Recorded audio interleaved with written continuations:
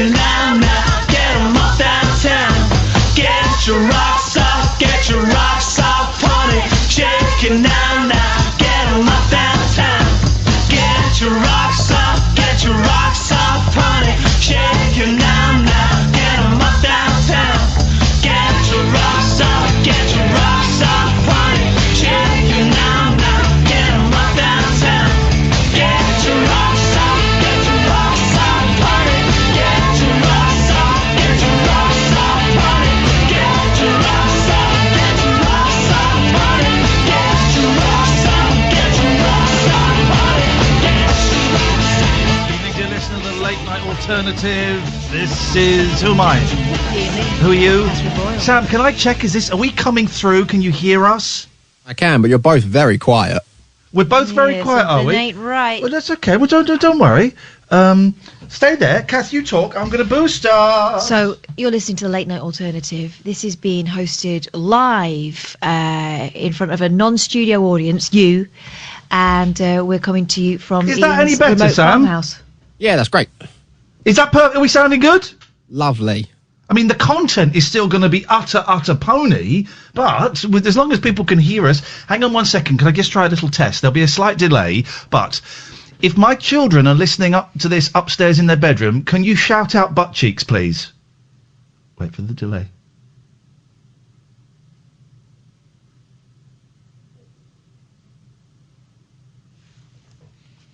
Hang on.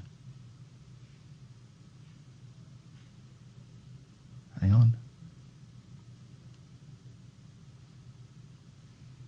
Right, so they're not listening. Well, screw those losers. 0344 499 1000, the late night alternative. My God, what a disastrous day it's been. Horrendous. I've been homeschooling all day. I've been homeschooling. Here's the thing. When this nonsense ends, My God, we need to reverse the salaries of idiots like me and other TV and radio personalities, and we need to. I'll take a Tesco salary. I'll take a Tesco salary for this job. You pay them my salary, and teachers double that. How's about that? I've been homeschooled. Suddenly, I found myself giving a French lesson today. Sacre bleu! I couldn't do it. Catherine, of course, you speak fluent, perfect French. Oui, bien sûr. But I couldn't do it, and I'm giving a French lesson. And how did that go? They believe you? Très bien. It was nuts. I was under the impression, I've got a 10 and an 8-year-old. They had been set, let's just say, a lot of homework.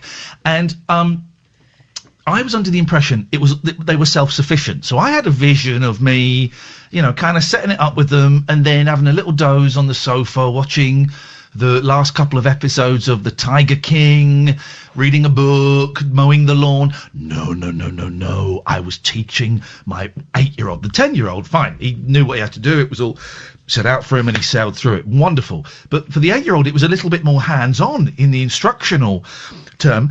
So I'm sat there, I'm teaching him French, and I wasn't a big fan of school. And I'm so close to going, let's blow this off. let's go and play football in the garden. Let's go and smoke some cigarettes at in the woods. But I taught him French and maths. We're doing quite complicated fractions and English. And he had more to do. Because their school have been brilliant, right? And they've given for the 10-year-old, they've actually given a timetable and work to do in that timetable. And for the 8-year-old, they've given, here's the work we would be doing this week. Work through as much of it as you can. Well, we didn't get through very much of it. I mean, dear God. And I'm sat there and I'm trying to read and, Daddy, can you help me? Oh, my God. No wonder so many teachers are alcoholics. I don't know if that's a true statistic or not, but I wouldn't blame them if they were. And you know what? Some of it was fun. I actually had a really, really good day with the kids, a really good day. But my God, they have to find a cure for this dreaded lurgy by the end of the Easter holidays, which I think is 3 weeks away. And I'm guessing that you're only allowed out once a day applies to kids too, right? So I'm going to have to be very careful with the PE time I send them out on. But the quiet reading worked well. Let's have half an hour of quiet reading. No, my 10-year-old's a really quick reader. He finished Warhorse. Oh, did he? 0344 499 1000 is the telephone number if you want to give us a call. We're gonna maybe make a few changes to the show. In as much as last night I turned on Howard Hughes. Love Howard Hughes, the Unexplained, and I thought, with all of this madness going on, I want to hear about aliens bumming a ghost. That's what I want to hear about, okay? And he was doing the dreaded lurgy. And I thought, no. I wouldn't dare tell him what to do because it would get uncomfortable and we wouldn't speak to each other again, ever. That's happened in the past. But I thought, this isn't what I want. So in the end, I found a weird radio station called Rocket. And I listened to old episodes of On the Hour, which will mean something to... I listened to the Christmas edition of On the Hour, and then I listened to podcast radio, because I just wanted to hear voices that weren't talking about it. And someone said, I think it was Sarah said on Twitter, I've had to stop listening to you guys, because you talk about it too much. And I was going to reply, get stuffed, you.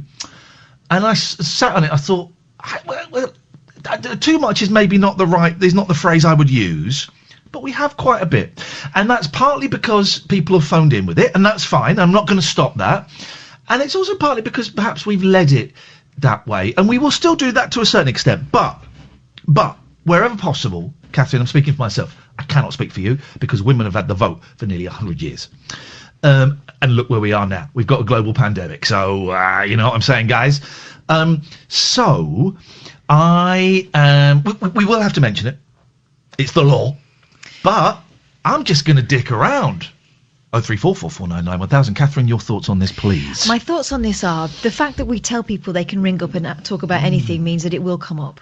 And we will have to respond to it. We can't just go, OK, well, thanks for your call. So, you know, for some people, it's still going to be too much. And in that case, turn the radio off. Yeah, podcasts Podcasts are the key. Podcasts, audiobooks, there are all kinds of different things you can listen to that were done in the before times. Yeah.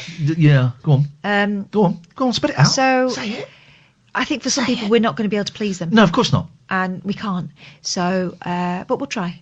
We will try our best, and but also we are humans and we are going through this as well. Someone who is not going through this, or maybe they are. Alan Caddick, good evening. Hi, boss. Hi, Cam. Oh, God, what's wrong? I've been fired. From the paper round? Yeah. Yeah, I think that was inevitable. Sorry? Thanks to Boris Johnson. No, he's trying to save people's lives, mate. Yeah, but I'm just worried about the loss of earnings that my boss is going to have. Yeah, I'm worried about the loss. I'm worried about the loss of life. Well. Yeah, Alan, listen, look at it in this way, and I get it. It's depressing, right? People losing their jobs. It's awful, right? And people are really, really scared. You're really lucky. You still live with your parents, right? Yeah, at the moment, yeah. Great, fantastic. This is to save people's lives. Your parents' lives. This is to save your mum and dad's life, Alan. It's the best thing to do. I promise you. Well, who wants to deliver newspapers? Well, it was one bit of exercise I get a day. No, it was the second bit of exercise you get a day. No, it's the only bit of exercise. Well, there's nothing stopping you from going on one... The right hand is broken. Alan, shut up. Listen, this is important. You can still go for one walk a day. Walk, she said. Walk. A walk. I was hoping to take the bike out for a run. You can go out for why would you go for a run on the bike? Surely you'd go for a ride on the bike. It's a figure of speech, Ian. You're allowed to go out once a day. Yeah. So do that. Well, I'll probably be fined by the police for being out. No, you won't, Alan. You literally won't. Right, shut up. Stop this now, because I'm not going to allow this, right? This is being done to save my mother's life, right? To save your mother's life, right? You will not get fined for going out on your bike. You're allowed to go out for one bit of exercise a day. He said that. Yeah, but then you get some wookie cob who don't know the rules. Alan, stop. I'm panicked, aren't I? You're panicking! Right, Alan, here's what we're going to do, right? Close your eyes. Close your eyes. Are you holding the phone with your hand? I've got it in the right hand. You got it in the right hand, right. With the left hand, I want you to reach up as though you're touching the baby Jesus in heaven. Yeah. And I want you to say, Dear Lord. Dear Heavenly Father. No, I'm giving you the words. Follow the simple instructions, Alan. Goodness sakes. Dear Lord. Thou art wicked. Thou art wicked. And I love you, man. I love you, man. Please, don't let me get busted by the popo riding my bicycle. Please, don't let me get busted by the popo riding my bicycle. Alan, you got Jesus on your side. You go and ride that bike once a day. I'm getting the bicycle pump out of the storage after this phone call. Okay, thank you very much, Alan. 03444991000. He's getting the bicycle pump out of storage. Yes. Well, why is it in storage if he uses his bicycle so regularly? Popo, arrest that man. Let's go to Brian. Good evening, Brian. Hi, guys. Hi, Catherine. Hi. I was just thinking tonight, right, about Boris's, well, I don't know what you call Boris's new legislation, yeah? I think the police are going to be running ragged because the teenagers around here will be going out in gangs, taking the mick at the police and throwing bricks at the police like they normally do. So it's hang on a second. Just put Brian's fader down. You know what this is? Hang on a second. Did we just put Brian's fader down? So, did we say we were going to try and do a light-hearted, entertaining show this evening? Or did we say come in and give us your disasterbation story? I get it. Everyone's scared. But. Yeah, I mean, I don't really know where... Okay, Brian. Well, or maybe they won't. Maybe they'll listen now, or the police will arrest them. Yeah, but the kids around here, man, they're mental. No, shut up. Actually, Brian, shut up. Shut up. I'm not having that. The kids round here are mental. What a terrible thing to say. Yeah, I bet there's a handful of them a real pain in the bum. But you can't say all the kids round here are mental. I'm not allowing that, mate. Okay, sorry about that. Sorry. No, I'm not allowing it. It's a sweeping statement. Listen, I get it. You're scared, right? You're scared. I'm scared. We're all scared, okay? But doing a sweeping statement like that is not going to help, okay? Let's hope that the young people, and personally, I don't think it's kids. I think it's people in their 20s and 30s that have been flouting the rules recently. Let's hope that the young people, or the people that have been flouting those rules, listen. And they see sense. And if they don't see sense, that someone in their house sees sense and explains it to them. And if they don't, I bet you over the next few days there will be some very big arrests and busts to get people to follow the rules. Let's just I get it, man. I get it. But just saying all the kids are mental. We're all in this together. It's not Brexit. It's not left or right. It's not Remain or go. We are all in this together, Brian. We've got to help each other, man. Oh, I agree, and totally agree with you there. Can I just mention something else on a note? Yeah, please, yes. Because I want to ask Catherine, you know, I've always wondered, well, you know, if Catherine's quite eloquent in French. She's very eloquent in French. In a swimming pool. Is it? What? Où est la piscine? Is that a swimming pool? Où est la piscine? Oh, yes. Right. I just kind of wondered because I did a bit of French years ago. Because it sounds like piss. Great call, Brian. Thank you. 0344. Jesus, wet. 0344 499 1000 is the telephone number if you want to give us a call. Jack, stay there. We're coming to you in a bit. This is the Late Night Alternative, weeknights from 10 on Talk Radio. Late Night, Iain Lee on Talk Radio. So, I'm going to try something on Wednesday. It's all up in the air at the moment because I've got my wonderful boys staying. Oh, by the way, 11 o'clock, we've got a comedian, Sarah Benincasa, coming on. She does a great podcast called, Well, This Isn't Normal, and it's lovely. I'm up to, I think I'm on episode 4, and she's got Alex Winters on. Mm-hmm. Bill and Ted on, and I'm loving it. It's great. She's coming on. Fingers crossed. I mean, we have a slight problem with the phones working normally, so if you're calling, bear with us. They're having to switch the phones off and on again. At 11, I'm going to try and Skype someone in LA from my computer here and feed it down to the studio in London. What could possibly go wrong? Everything could possibly go wrong, but we will have a go. So don't call for a second. What was I going to say? I was going to say something groundbreaking. I was going to. Were you? Yeah, I was actually. You're going to launch into one of your. It was going to be wicked. It was going to be... Oh, how did your school tutoring go today? Well, it's a little bit easier because there's two of us, you know, passing the baton. Oh, yeah. So I wasn't in charge of first period. It was my husband, and so... Oh, good for him. Yeah, and the kids went straight into the online work they'd been given. Did he get as frustrated as quickly as I did? He's very he's very good at getting to the switching off and rising above. I don't know what he was doing while he was supposed to be supervising. No, when I came downstairs, he was helping my eldest out with some maths. So I think he likes to feel useful. I like doing that. The worst bit was when I had to print something. I hate printers because they just never do what you want them to do. So I'm printing and it was not coming out, and the boys are stood there, and I'm going, oh, effing hell, this effing thing. And then it printed, and I printed like the first 6 sheets, and then of course it ran out of ink. It ran out of flipping ink. So I've ordered some ink, but that was the point I was saying. Oh, no, go on. Sorry, so how did the rest of your day so then go? After that, he did like all the... By the time I came downstairs after having a lovely lie-in, which is great, he sort of launched them into their schoolwork, and it was just a matter of overseeing that, and so I did a little bit of that, and then it got a bit more freewheely when I took over in the afternoon. Yeah. Like, I taught them about the Beatles. Oh. I was playing them Abbey Road. Oh, that's not a bad idea. Music education. Yeah. We had a little go on the ukuleles. Yeah. I let them do PE outside for a bit. Then they had quiet reading time with Mum. And that was kind of it. But God knows what we're going to do tomorrow. I mean, tomorrow, the structured stuff, and the school, the girls' school has sort of said that, you know, the kids have got like 25-minute concentration time when they're my youngest age, and so if you can get them to sit down and do just a few bits in the morning, it's not absolutely essential that they are sitting there from 9 o'clock till 3:30 in the afternoon.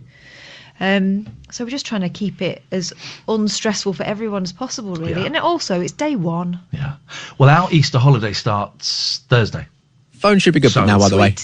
The phones are fine, are they, Sam? They should be, yes. Okay, all right, let's see. This is what I was going to say. I've got the kids here today and tomorrow. My wife is a reporter, and they're working with a skeleton staff, and I don't know, she may get called in at short notice. But I think they're going back Tuesday evening. And if they do, I was wondering, dear listener, would you like to join me for lunch? This is an idea I've got that will probably not work, will probably be a car crash, but could be a giggle as well. Could be disgusting. It could be disgusting. You need to download an app called Zoom. Now, let me get the waivers out of the way. I have nothing to do with it. It's a free app. And some people, once I've mentioned Zoom, have sent me links of stories about how it harvests your data and stuff like that. I don't know about that. That's not what I'm interested in. To be honest, I'm at a point where I don't really care if my data is harvested. I want to communicate with the outside world. And I've used Zoom for a handful of NA meetings, actually, and it's been really cool. So if you feel safe, read up on it, and if you don't like it, then don't do it. But if you download an app called Zoom, and I don't have my children here on Wednesday, I was thinking of throwing a lunch party at 1 o'clock, just 30 minutes. You have to bring your own food. It's a video thing, and basically you can have up to 100 people, and it looks like the Brady Bunch. So you're all in little squares. And I thought we could all have lunch together. Just 30 minutes on Zoom. You can do it on your phone. I think you can do it. I think you can do it on your computer. And we just sit and we have lunch and we have a chat. And if anyone's obnoxious, I can boot them out because I will be hosting the party. And if it works, then maybe we'll make that kind of a weekly thing. I know things are a bit up in the air with kids for me and for all of you, loads of you as well. And you know, but it's that thing of desperately trying not to isolate, which is my default setting. My default setting is to not speak to anybody. So this scenario is almost perfect for me, except I know it would kill me because I would go out and I would go, well, maybe I'll get some beers in, you know. Genuinely, that's where my illness could take me. It may not be as bad for you as that, but I think nearly everybody, you'd have to be pretty strange to not be feeling lonely or scared or depressed with this.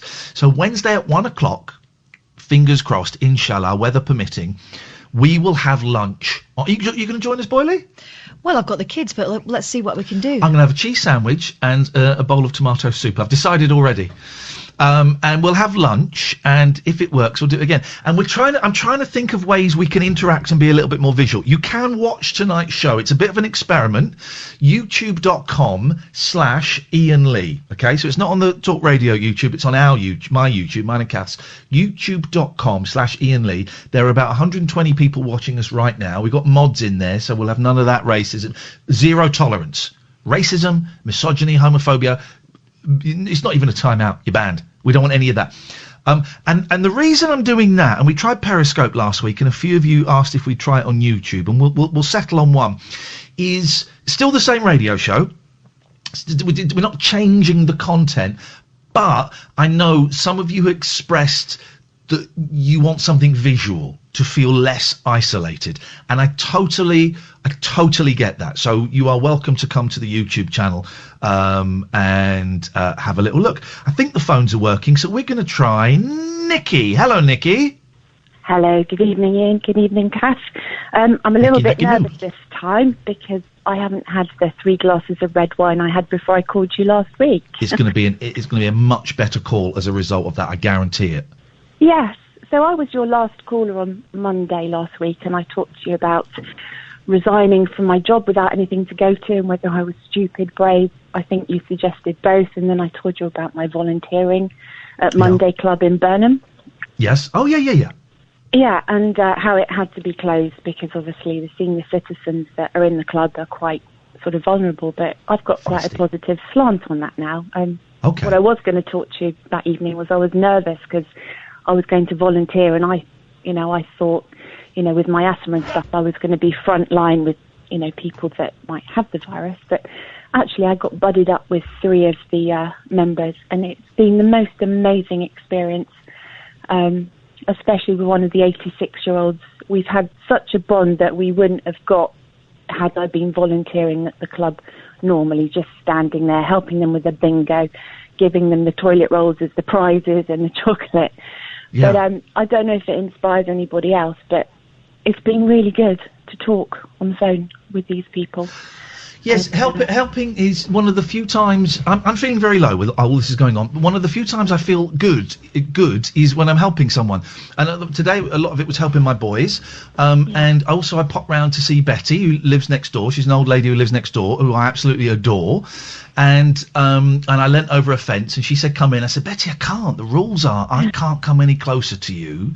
And we had a laugh about it, and we both went, well, it's silly, isn't it? But it's saving lives. But what a world we're living in that we hear. And then we talked about my cat that was trying to get into her house, and it was really nice. It was 5-10 minutes, and I just keep reminding her because I know she's reluctant to ask. Look, if you need anything, I'm home all the time, more than happy to go to the shops for you, or if I've got it, you can have it. I've got loads of tins of food, loads of frozen food, and turns out she's got quite a few tins and some frozen stuff as well. But it was just nice. And when this ends, which it will do, I really think that's going to be one of the many benefits that we carry with us, that old people won't be invisible to slightly younger people, and that we'll get on with our neighbours a bit and make more of an effort. Exactly, and I think we'll have more to our lives. I mean, I'm certainly talking to more people now, and I'm enjoying it. I think we're going to be closer by being more distant, if that makes sense. Yeah. I did have to laugh when I was driving down yesterday, I think it was, to get the boys, or maybe the day before, and driving down the street, and there were two old people having a conversation, but 2 meters apart from each other, and it just looked wonderful. Look, and well done, they were doing it, they were following the rules, but it looked so ridiculous. And you've got to look. There's humour in this. It's horrendous, right? But there's humour in it, man, and you've got to look for the humour in it. Otherwise, we will all kill ourselves. You have to. And there's one other thing I just wanted to tell you about. And you might have already heard this being parents, but I've noticed a lot of my friends that have kids, they've done timetables for their kids. I don't know if they made them wear their uniforms today or not. That's another question. Yep. But Joe, have you heard of Joe Wicks? Yep. The fitness guy. Yeah. He wants to be the nation's PE teacher, and every morning, Monday to Friday, he's doing... Does that mean we have to catch him masturbating in the showers like we did with one of mine? I don't think that was part of the curriculum. Okay, fine, all right. No, that might not be what he does online. Maybe that's the adults version at 9 p.m. But yeah, 9 to 9:30, he's doing like a PE session for kids probably and adults, and I've noticed quite a few of my friends are kind of tuning into that, so that's something else they don't have to manage. We're doing that 9 o'clock. These friends, they're not sort of slightly frustrated women, are they? No, but actually, yeah, Joe Wick. Because he's buff. About that. He's buff. The mums are going, okay, kids, let's watch this show. No, let Mummy hold the phone. Mummy wants to watch Joe. Nikki, thank you very much for that. I appreciate that, and I'm glad you're getting, I'm glad you're being useful. That's it. That's part of the problem is feeling not useful. 0344 499 1000 from Nikki to Nick. Hello, Nick. Hello, Ian. How are you? What you got? Yeah, I'm all right, mate. What you got? Yeah. Well, it was just an idea that occurred to me over the weekend for trying to get the social distancing measures through to people a bit more, because obviously we've all seen things over the weekend where really a lot of people have been ignoring it. And I just thought, you have public service announcements on stations like Talk Radio and Talk Sport about washing your hands and that sort of thing, and I thought maybe we could just move it on a little bit more to social distancing. And why on earth is there nothing on Netflix? What do you mean there's nothing on Netflix? Have you not seen Tiger King? Oh, about social distancing. Have you seen Tiger King, by the way? I haven't watched that yet, no. Oh, mate, do it. It's incredible. My God, it's incredible. Excellent. Joe Exotic, this weird polygamous gentleman with a mullet who keeps tigers, and he's a country and western singer. It's amazing. Okay, I'll give it a go. I'll take your word for it. I'm not sure that's quite my thing, actually. Oh, it's everybody's thing. It's great, man. Get involved. Okay. It's incredible. I'll tell you word for it. No, but in all seriousness, why are there no messages going through on Netflix? Because surely Netflix at the moment is probably the most powerful way of communicating with quite a lot of viewers. I don't know. You mean like a little sort of 20-second ad every time you fire up a movie? Yeah, you could even have like stars from the programs, or maybe film stars recording little messages to put out and talking about. I'm Al Pacino. Get away from me, you piece of trash! I'll blow your ass off. 2 meters. Hoo-ha! Robert De Niro. Yeah, no.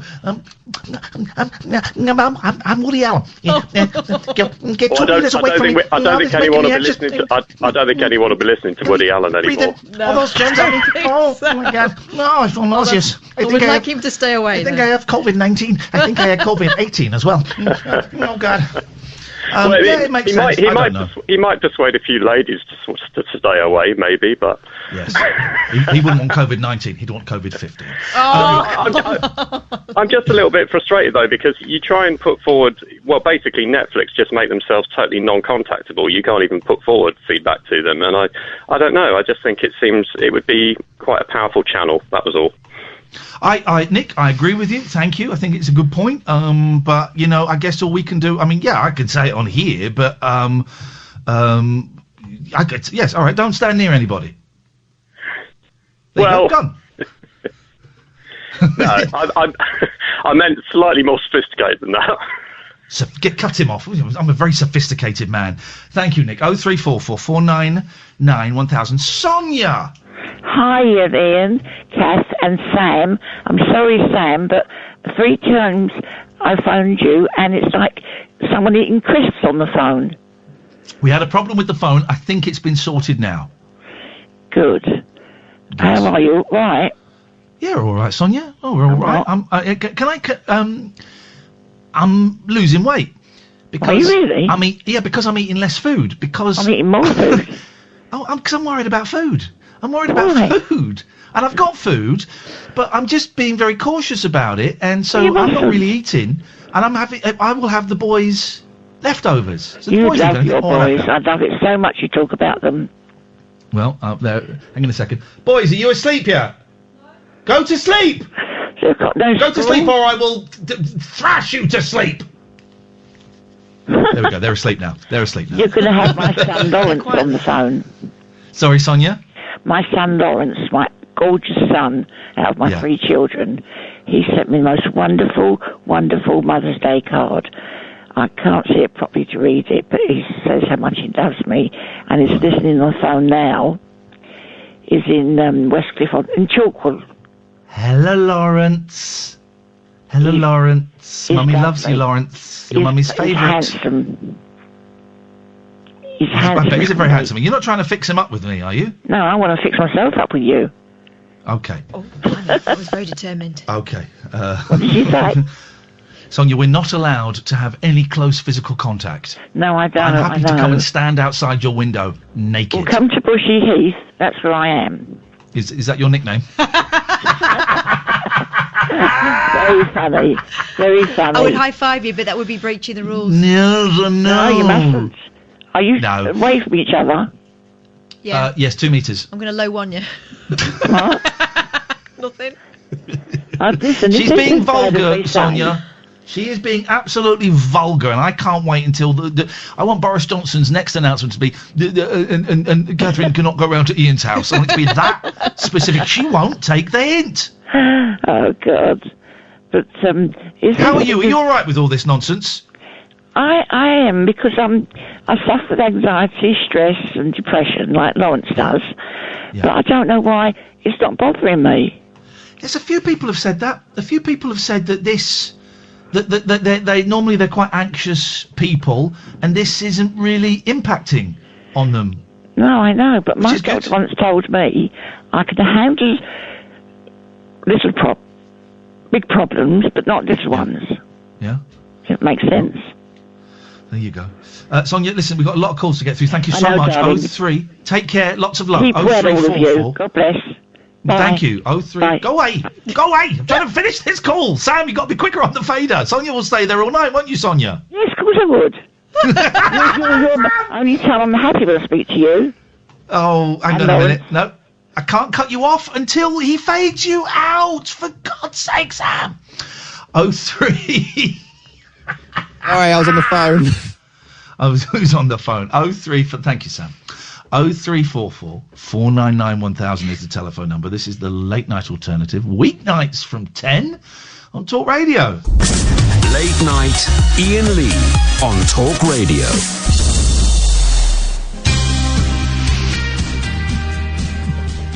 0344 499 1000. My kids are upstairs and I said they can listen for another 20 minutes.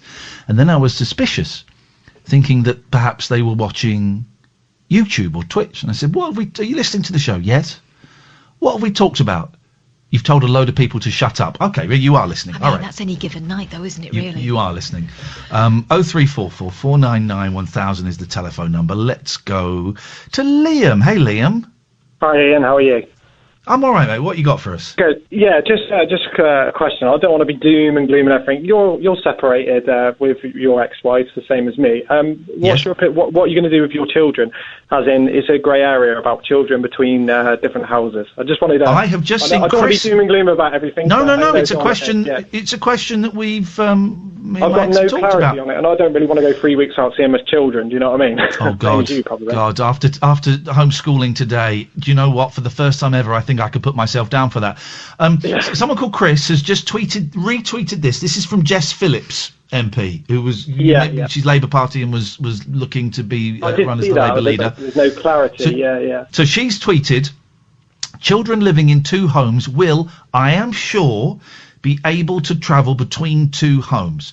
I will seek clarification, but it will surely be considered essential. Now, that's not a definitive yes, but that is someone who is able to get an actual answer from the Prime Minister saying, I think it's this. Let me go and check for you. So I was like you. I initially thought it would mean they would have to stay in one house or the other. My ex disagreed, and I'm really excited by what Jess Phillips is saying. And I will keep an eye on her Twitter feed until we get some clarification. And this is the thing. I think we should have had a lockdown 10 days ago, 2 weeks ago. Yeah, definitely. Yeah. But we're doing it now. It isn't good if it's not good if you don't see your kids for a while. It's not good for mental health either. No, of course it's crazy. Not. Of course it's not. But also, it was a little bit vague. I thought the address today, I thought it was such a big announcement that it was a little bit vague, and I think it perhaps created more uncertainty than it needed to. I've got a feeling, Liam, that we're going to be okay. Yeah, good. Hope so. Me too. But I have to admit, if it saves lives, then I will go along with it. But you're right. It's a mental health thing, isn't it? For both the parents and the kids, actually. And the parent that is I was going to say stuck with the kids. That's not the right word, but you know what I mean. I don't want to be doom and gloom on your show because I listen to you every night. I don't call in much, but I listen most nights, and it's pretty funny. But I sound like doom and gloom. But most it's an important question, man. Probably in the same position. Yeah. I'm wondering what we can let me think. Is there something we can do? Because it's not been. I don't think the question's been as doom and gloom as you think. But is there a way we can end this on a very upbeat, positive? No. I'll tell you what, Liam. Best of three. Rock, paper, scissors. Okay, you ready? Yeah. 1, 2, 3. What have you got? Rock. Oh, mate, I've got paper and I'm showing it to the YouTube. It's 1-0 to me. Okay. 1, 2, 3. What have you got? Paper. Oh, mate, I'm holding up scissors. I'm really sorry, Liam. I was hoping we could end on a happy note for you, but I've just destroyed you. Take care, my friend, and keep listening. Thank you, mate. 0344 499 1000. The hand was on YouTube. Catherine, you saw it. I can testify to that, yes. Completely legitimate game of rock, paper, scissors. Or as they call it, I believe they call it in South Korea, Niki Naki Nu. Let's go to Alistair. Good evening, Alistair. Greetings, Ian and Catherine. Greetings, Earthlings. First of all, can I just quick shout out to you and good, well done on your good news you said last week. Congratulations, yes, well done, Ewan. Yeah, now... Well, hang on, what's the date today? It is the... What's the date? 23rd, isn't it? I don't know, that's what I'm asking. Yep, 23rd. 4 more days and I'll be 2 years clean. 4 more days! Congratulations. 4 more days. We could still all go pear-shaped. I didn't think I'd be celebrating during an apocalypse. My last 2 meetings were closed down today after the Prime Minister's thing, so I've arranged to start a Zoom meeting with one of them. So I'm sorting that with 20 other people, I think. Good. But the reason I rang in, obviously, on this road that you sent me on in, of creativity. Here we go. Right. Now, it was a bit difficult to take, Catherine, I have to say, what you said to me on Friday about me singing. But what I've done, I've gone to writing a little bit of poetry. Now, this is only a 6-line poem, but I've actually written it myself. Oh, my God. Hang on a second. Time out. Pause.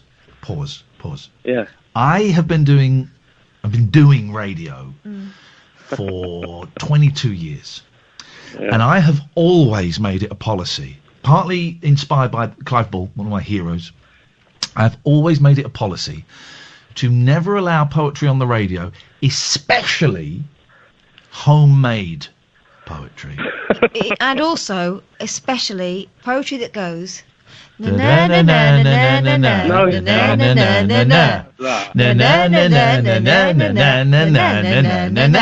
go? No. Does it go like that? No. Do the tune. Before you do the words, do the tune. No, there's no tune. It's just me speaking it. But it's not like that. Because I've written it myself, I can put the correct intonation to make sure it doesn't. It's very quick. It's only 6 lines. Does it go? Because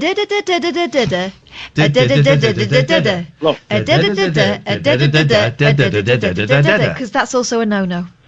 You've been very harsh. It goes like that, doesn't it? Can I just try it, please? You like it?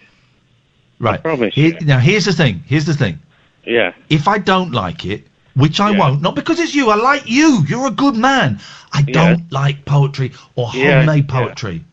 Yeah. Then if I don't like it, then we need a punishment. If I like it, the door's open. But if I need a punishment, here's the code, right? Yeah. If we like it, we'll make it obvious.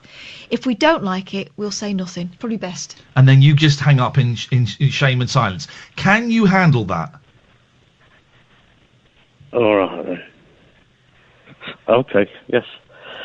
Right. He's a determined artist, and you have to respect that.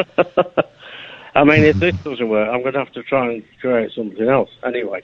Okay. All right. Are you ready? No, but it sounds like we don't have a choice. Just do it. Okay. This is called Life. Oh, Jesus, wept. Oh, my God. My boys are listening to this, so please, don't make them depressed. Right. Here I am. There are you. It's time to smile during the bad times. If all else fails, remember, an orgasm a day makes blues goes away.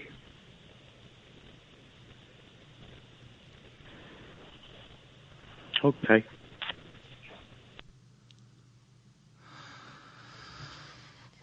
Does the dumb button, get rid of the last 5 minutes? Alistair, keep trying. It will make you stronger as an artist, okay? 0344 499 1000. I still I've never got poems. I love how he tried to slow it down so he couldn't hear the song, but the song was still perceptible. I don't like poems, and I've tried. I like the Larkin one. They F you up, your mum and dad. They don't mean to, but they do. You know that one? Yes, it's a great one. Every kid makes it their business to know that one. Because it's true. It's true. And then you find out he was a massive anti-Semite and a huge racist. I bet his kids are messed up. He didn't have any kids. He was a celibate gay man. Well, there you go. His kids are so messed up. They don't exist. That's how screwed up they are. But also, what did his parents do? Well, exactly. But I mean, here's the thing. Who determines that a poem is good? Because I can't tell. I could have put Alistair's next to what's his name? Wilfred Pickles, Wilfred Brambles. Wilfred Owen. That's the fella. And I couldn't. Oh, you would. I couldn't. You would. I couldn't. Alistair's wasn't about getting shot. It was something shoot him.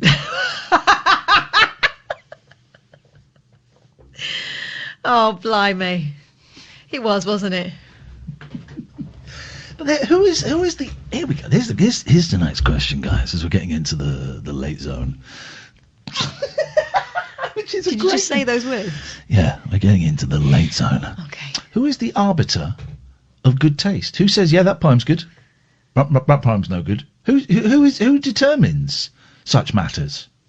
Well, I'm pretty sure that back in the day there was like a Royal Academy or something that would go, yep, no, that's pony. Move You know, along. I auditioned for RADA. Did you? Yep. How did that go? They said I was too young. They said, we like you, think you're good, but you're 17, come back next year. And? I didn't go back next year. But that's pretty much... That's a firm offer of coming back next year for an audition. That's like when I didn't get into Cambridge, but they said they were going to put me in the pool, and then that's the the extra, the spillover of students, and they can divvy you out amongst the other colleges. And then the girls' college said, "Would you like to go to a girls' college?" And I said, "No." What might have been? Que sera, sera. I got put in an all-girls hall anyway when I went to Nottingham. 0344 499 1000. It is our duty to cheer up the nation, and I can't think of anyone better to do it with than our good friend, not actually our friend, Nigel from Maidstone. Oh, good evening, you two. Good evening, you. Oh, Betty, Nigel from Maidstone. Betty, it's Nigel. Yeah, I'm not at Butlins now. I can't go to Butlins because you're mixing with too many people. You can't go to Butlins because you mix with too many people. Well, they've closed. They will have closed Butlins. But there aren't many left now. The ones I used to go to have gone. Yeah. There was the Ocean Hotel at Torquay, wasn't there? Butlins has been thriving, I think, in recent years. Mauritius. But have you been to the one in Bognor? Yeah, I went to the one in Bognor when I was 7. There's a lot. 40 years ago. It's a much bigger place than the others, and it deals with children more, though.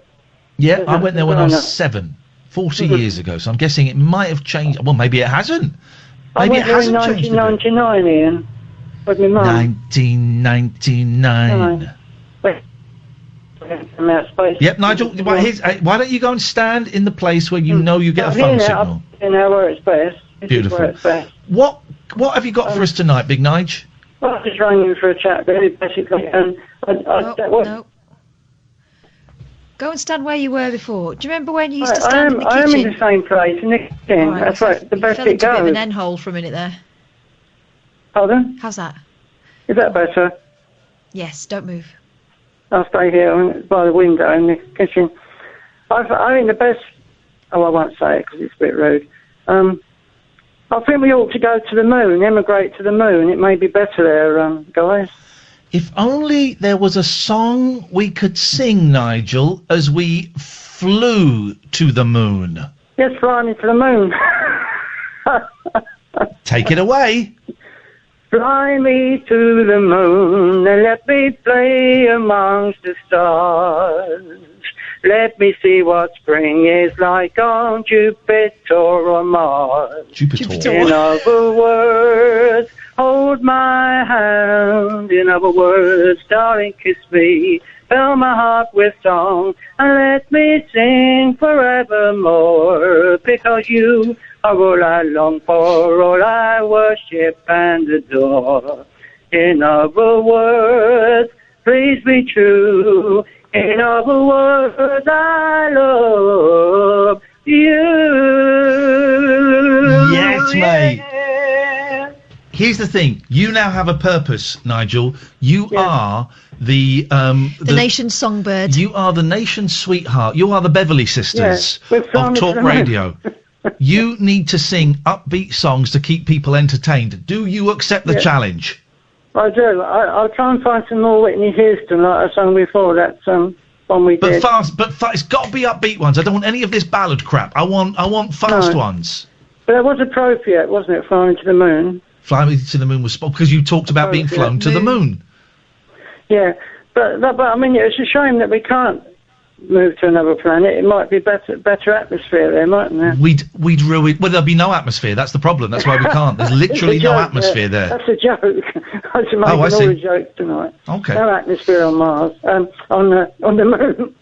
Well, there's Mars might have some atmosphere. Well, if we went to another planet, Nigel, we'd ruin that one as well. And of course, I believe we come from Mars. But do you think this thing's going to blow over, this virus?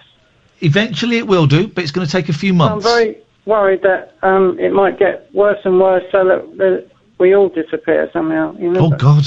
Oh my God! I don't think, Nigel. Listen, we're going to move on because we're coming up to the news. We won't all disappear. It's going to get a bit worse before it gets better, but it will get better. I promise you, it will get better. Nigel, thank you. 0344 499 1000 is the telephone number. We're going to try. Could possibly go wrong. We're going to try and hook up with Los Angeles after the news. The entire city. And do square breathing. That's what I learned from that podcast. Yeah, it's good that. I've been doing that quite a bit. My kids are listening. That sounded vulgar. Boys, if you are listening, it's bedtime and I'm coming up and you better turn that blooming tablet off. 0344, I'm going to go for a slash. 499 1000. This, dear listener, is Talk Radio. Late night, Iain Lee on Talk Radio.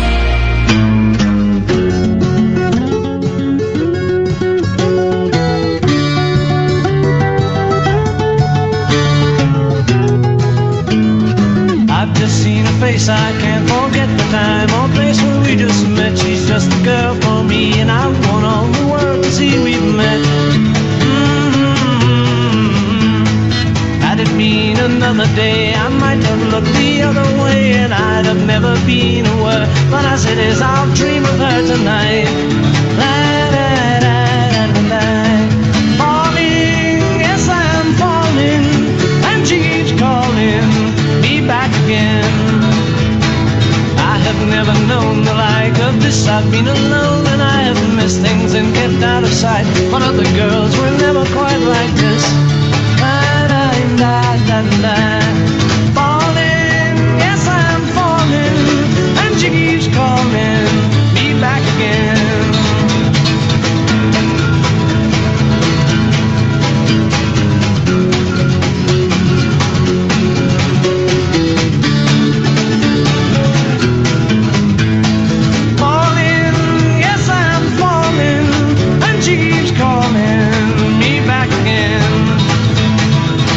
Seen her face, I can't forget the time or place where we just met. She's just the girl for me, and I want all the world to see we've met. Falling, yes, I'm falling, and she keeps calling me back again. Falling, yes, I'm falling, and she keeps calling me back again. Yeah, mama. Falling, yes, I'm falling, and she keeps calling me back again. 0344 499 1000. We're having a little bit of... There's a weird setup I've got here with the mixer, in that you can only... You would have certainly heard it with the primal screen playing at the start of the show. If I put the thing fully into the socket, then you only get one channel. If I pull it out, you get the other channel. If I split the difference, you get both channels. But my God, it's a fine line. We're trying something new as well. By the way, Sarah, our guest, has literally just emailed us saying something's happened, personal family problem. She's calling out, calling off. That's the phrase I'm looking for. She's pulling off. No, she's what did I just say? I had it. Postpone things. She's postponing it. Thank you very much indeed. She's postponing it. So your homework is go and listen. It's really lovely. It's only short. Well, this isn't normal. It's on all your podcast places. And I've just remembered I didn't put out an 11 o'clock show podcast today. I'll probably have to do that Wednesday. 0344 499 1000 is the phone number. Darren, stay there. But I think I have set things up. I don't know why I've done this. It seemed like a good idea at the time. Thinking about it now, it's a terrible idea. I think I've set things up so that Catherine can play audio from her lappy. For the last 4 years, what's the date? 23rd of March. We've been doing this show for 4 years, 3 days. Longest job I've ever had by about 6 or 7 months. I mean, I had to cause a global pandemic to keep the job for that long, but boy, oh boy. So, would you like... Let's just test this. Let's just test this. And I've put little stickers on the mixer now, so I know which fade is which. Would you like to test this, Catherine? Yeah. To see... Don't overuse this power. Do not overuse this power. This is a gift. I'm giving you a great gift. Let's see if this works. Here we go. Gift. Oh, You just turn the radio on. I'll do that. Already it's gone. It's going to be adverts. I told you it's so.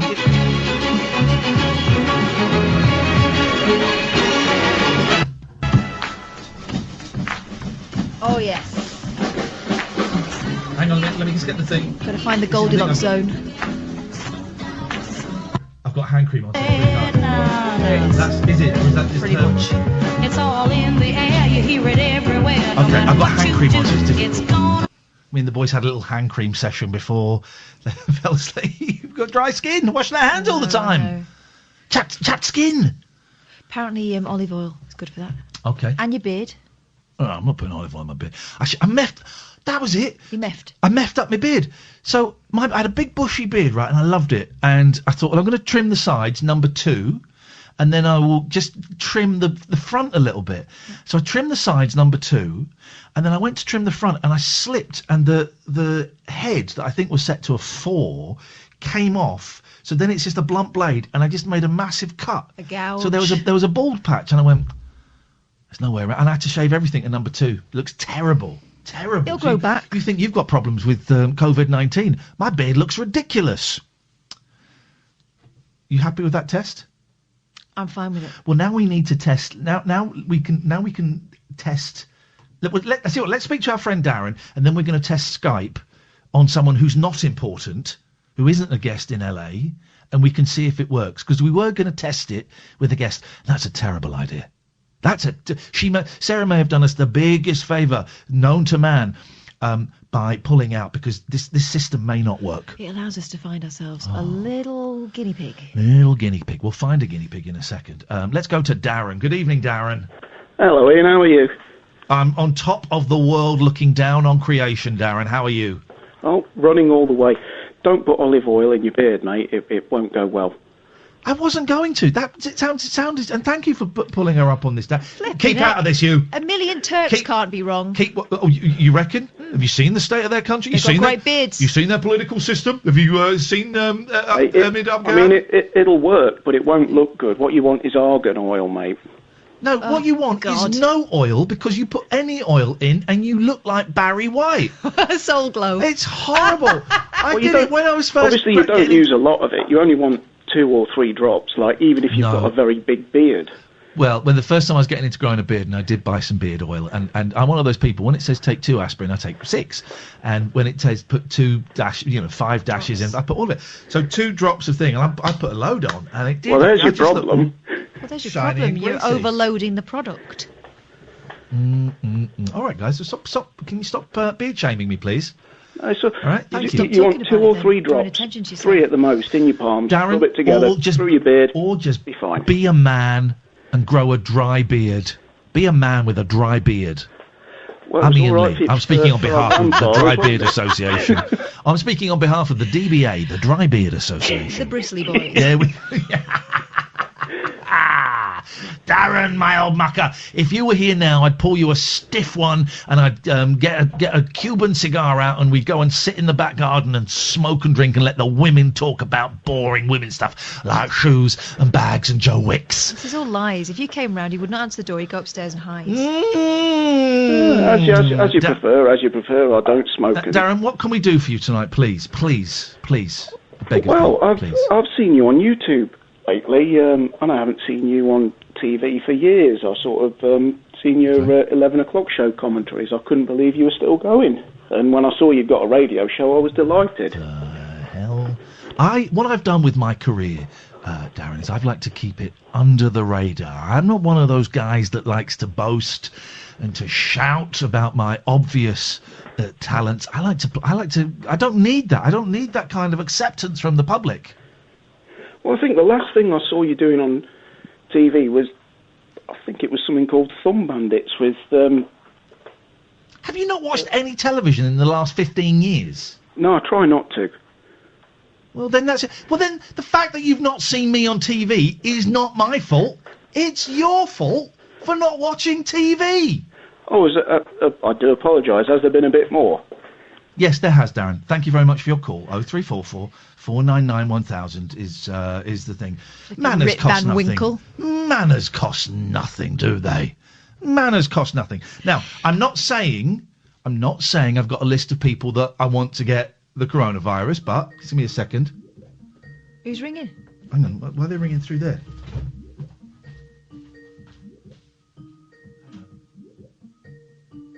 How's that working?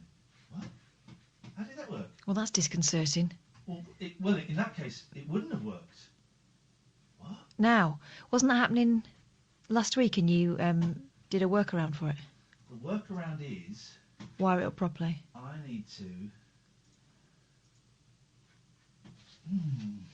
There we go. God. Right, so hang on, let me try. That should... Right, hang on a minute. We can make this work. Well, I'm glad we didn't have Sarah coming on. Could have been very embarrassing. Bloody hell. Okay, we can make this work. If I do it on here... Hang on a second, guys. Bear with me. Okay, let's see if there's any of my contacts are online. If you're... In fact, let's just call that person who just called us. Let's see. Let's see. Let's see.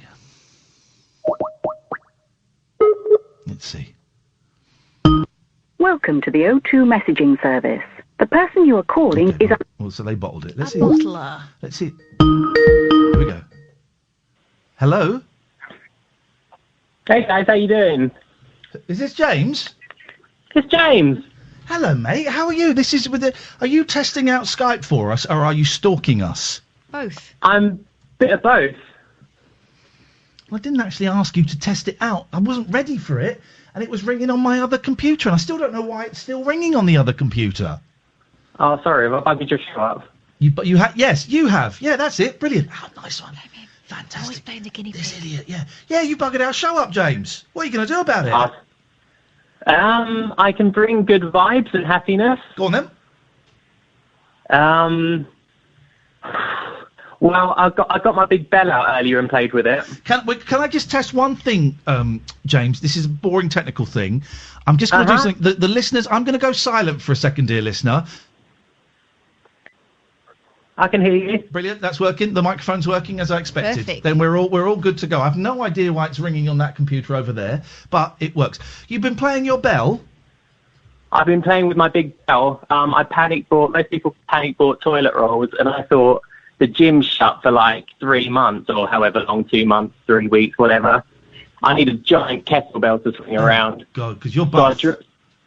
I'm buff, and I don't want to lose my games, right? So I drove to Wimbledon to pick up a giant bell, so I've been playing with my massive bell all day. Is that essential travel? This is not fair, because I was really hoping...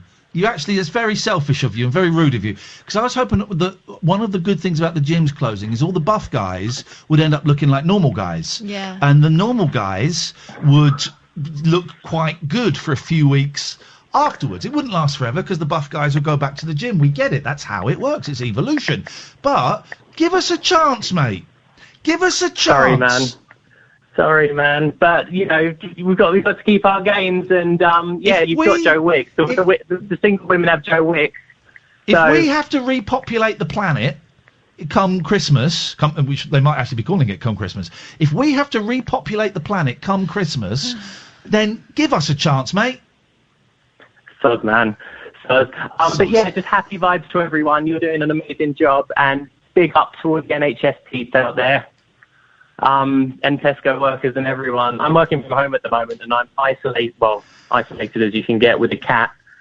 So all I've got is my big bell to play with. Just stop saying big bell. We know you mean penis. My George had his testicles cut off today, and Patty had her womb ripped out. And only one of them got a cone, which I think is a patriarchy in action. Patty's got a cone, and I've heard 4 times today. First said to me on the phone by the receptionist, and then 3 times on Twitter, the phrase I'd never heard before, the cone of shame. Yeah. I'd never heard that before. It's from Secret Life of Pets. Never heard of that. Oh, is it? Well, I had heard it, or maybe I was in the toilet at that bit. Oh, no, not Secret Life of Pets. From Up. Secret Life of Pets 2? Up. Is it Up? Up, yeah. It's from Up, James.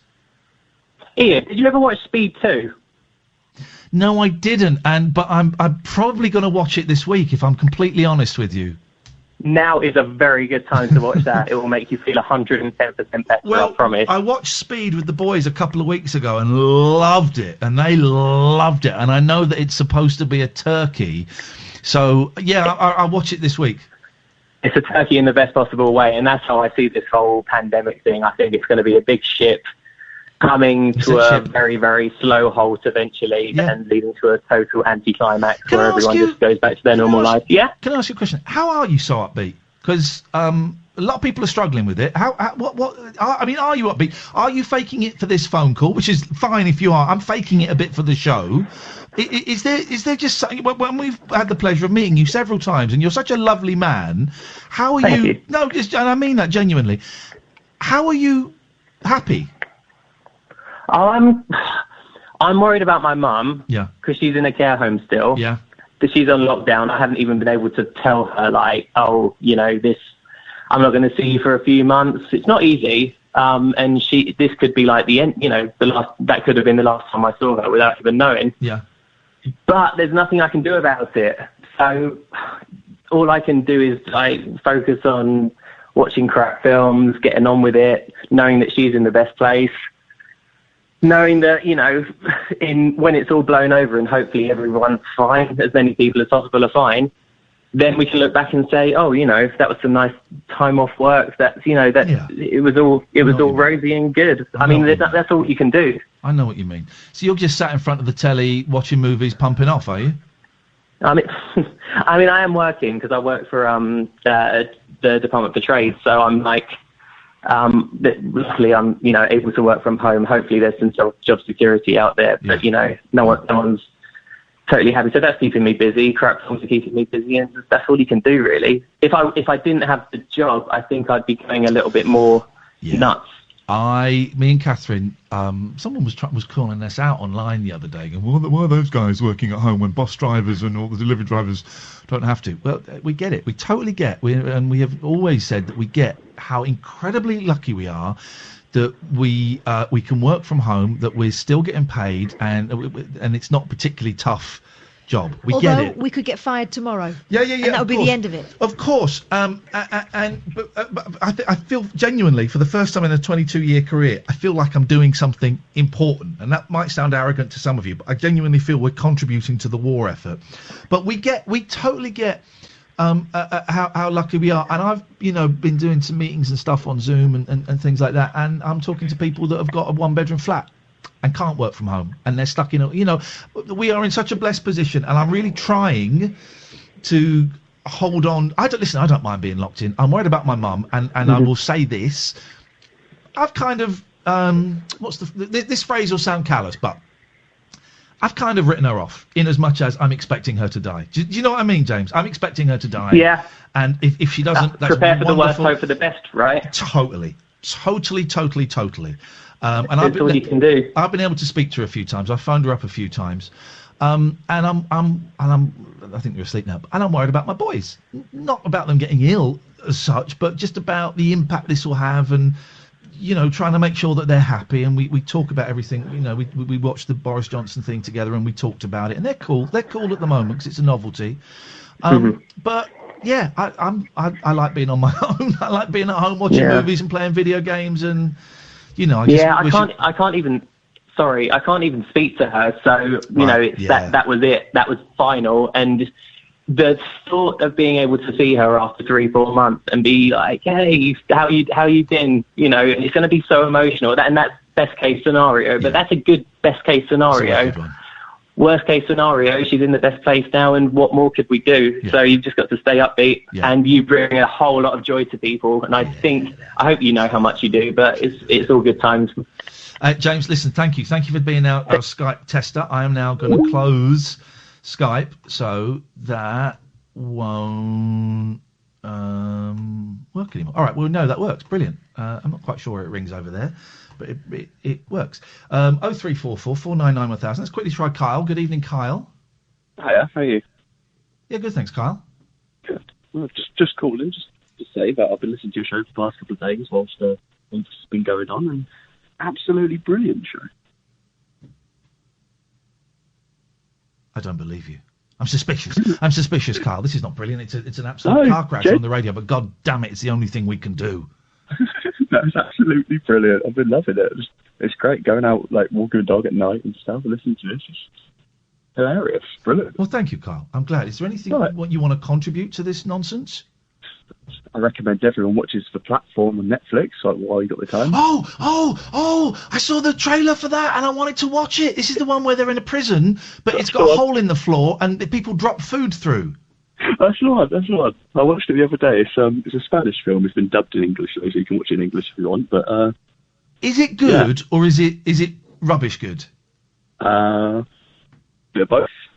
Yes, man. I saw that. It looks wicked. What do we eat? Whatever they don't want above us. Oh, yes! It's an extremely weird film, and it puts sort of things into perspective nowadays as well, with like the whole panic buying situation. So it's a good take on that. But have you watched The Tiger King yet?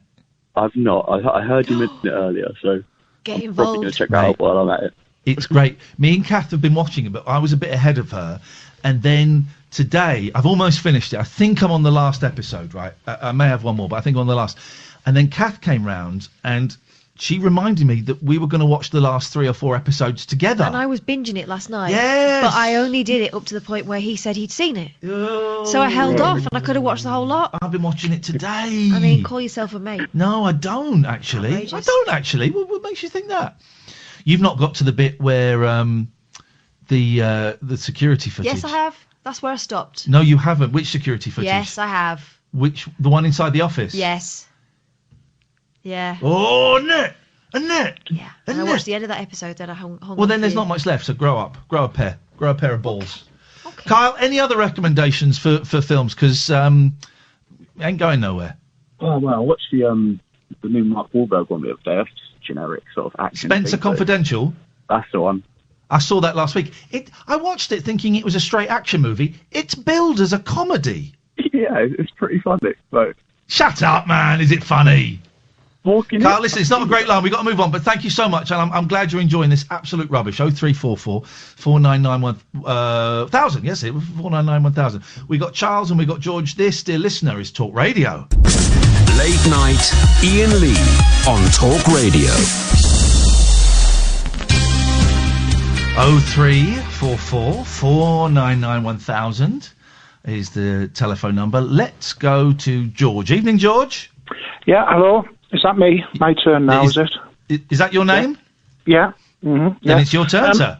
The reason I was ringing up is a little while ago you had Lavinia on the phone telling you about the balloon that was following her through Bermondsey Market. Okay. Do you remember that? It's a few months ago. Vaguely. Yeah.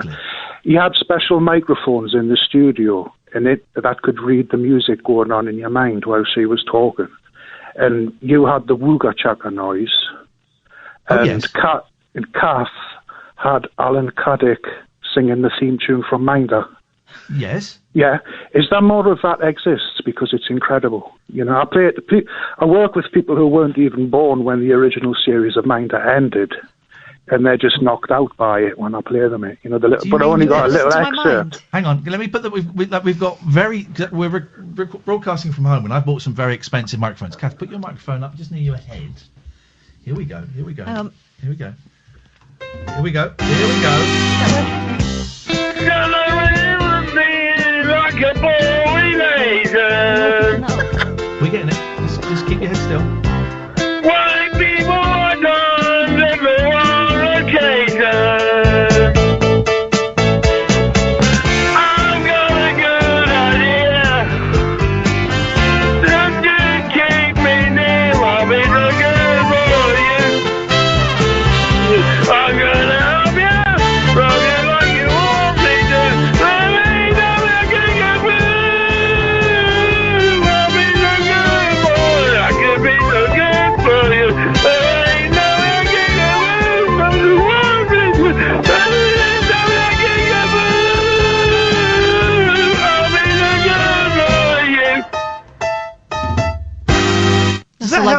Does that help, George? That was fantastic, Ian. Brilliant. You've cheered us up during this Cortina virus. That's fantastic. Nice one. Well, I'm glad. It's my pleasure. Thank you, George. Let's move on to Charles. Good evening, Charles. Hello, Ian. Great show as always. Thank you, Charles. What can we do for you? I just want everybody to be really upbeat. There are a lot of people going through a lot of problems at the moment. We're going through a problem hearing you. Are you actually speaking into your telephone? Hands-free. Okay, all right. Are you driving? Very slowly. Okay, I'll then stick with the hands-free. Go on. I got diagnosed 2 months ago with cancer, and I've been on free radiotherapy treatment for the last couple of months. Yeah. And I'm meant to be starting I've got an appointment with a radiotherapist on Wednesday this week. So living with something like that, with what's going on at the moment, there are a lot of people going on with it. You know, and I've got two very aged parents, one of which is in hospital, who I now can't visit. You know, there's a lot of people out there, there's a lot of problems. Everyone's got to think of, there are other people out there before they start buying 2 loaves of bread and 42 packets of toilet rolls. Ian? Yes, yes. Yeah, so just think about others, because there's always somebody worse off than yourself. I mean, I'm trying to be really upbeat at the moment. Yes. And if I can, then I think a lot of other people can at the moment. No, I know what you mean. And yes, it does sound like you're in a lousy situation. God, I wish you the very best of luck with your treatment. Absolutely, dreadful, mate. But life goes on, and that's what we've all got to do. Well,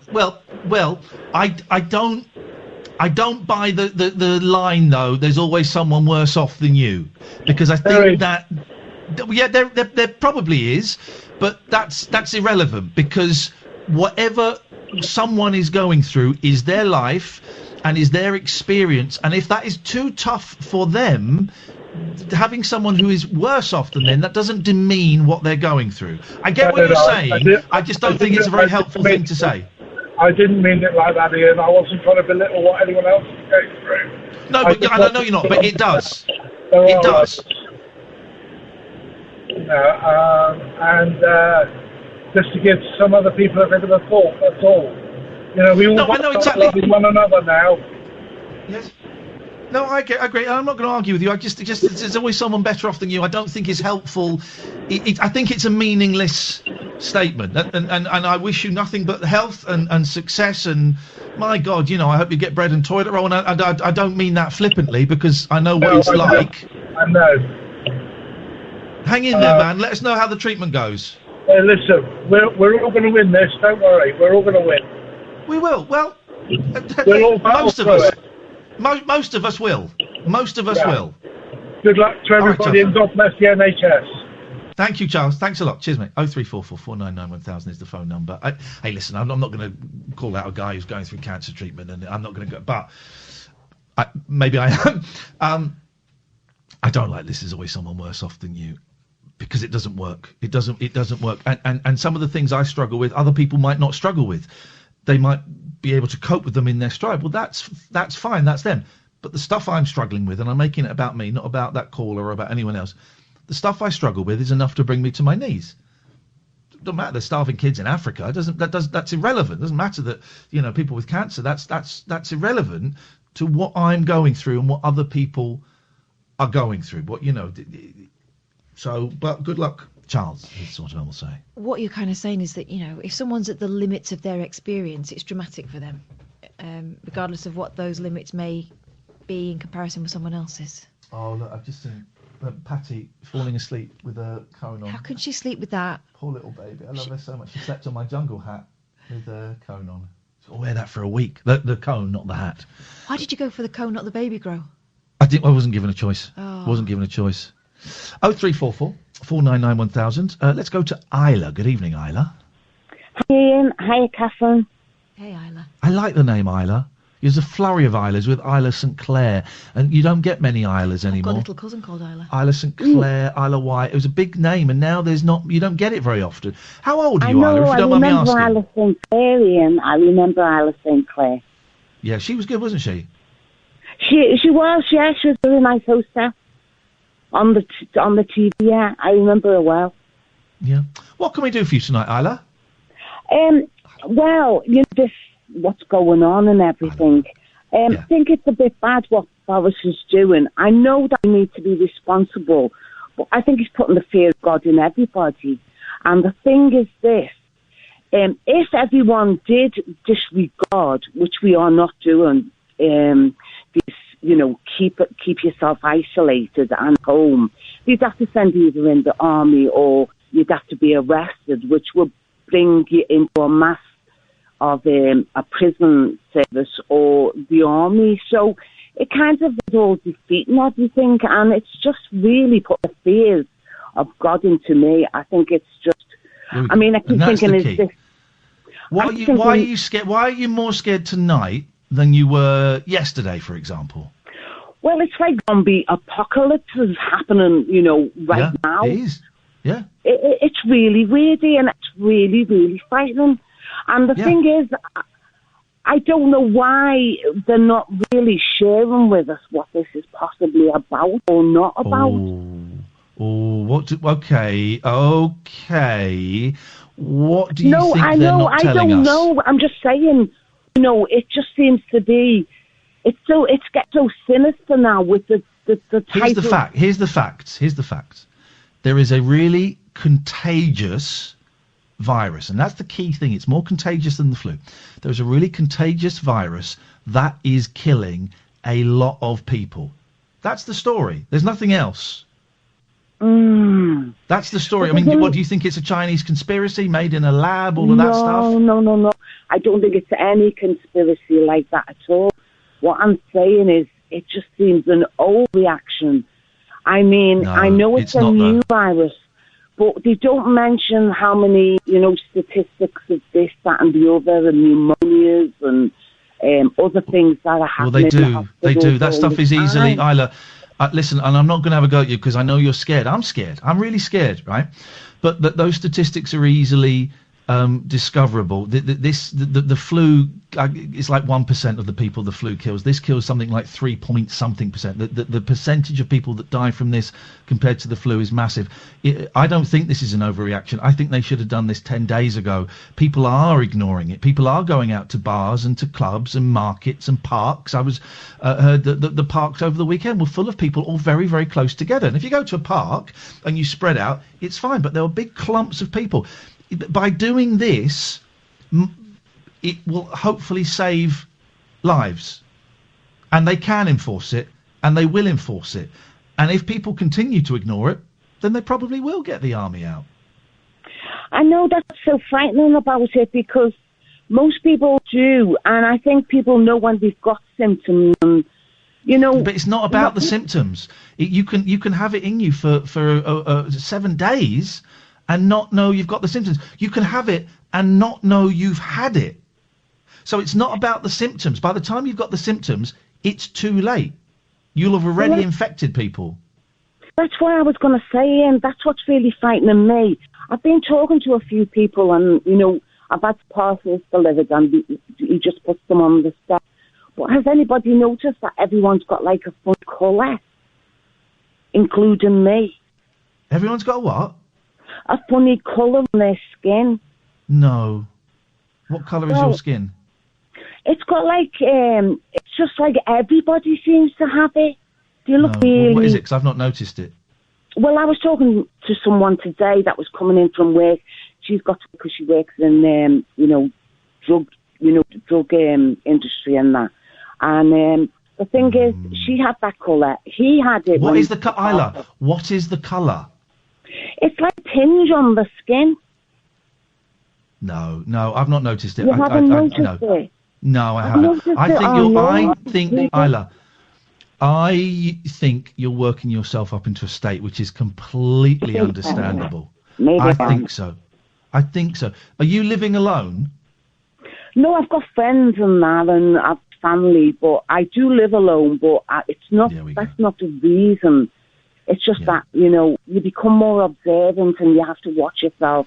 Also, we do become more observant, you're right, but also it becomes very easy to catastrophize and to kind of make things worse in your head. Listen, it's a lousy situation. It's a really bad situation. It's terrible. And I get the zombie apocalypse comparison completely. But I don't think it's a conspiracy. I don't think we're not necessarily. I do think we're being told. I do think we're not being told some stuff to make us feel better.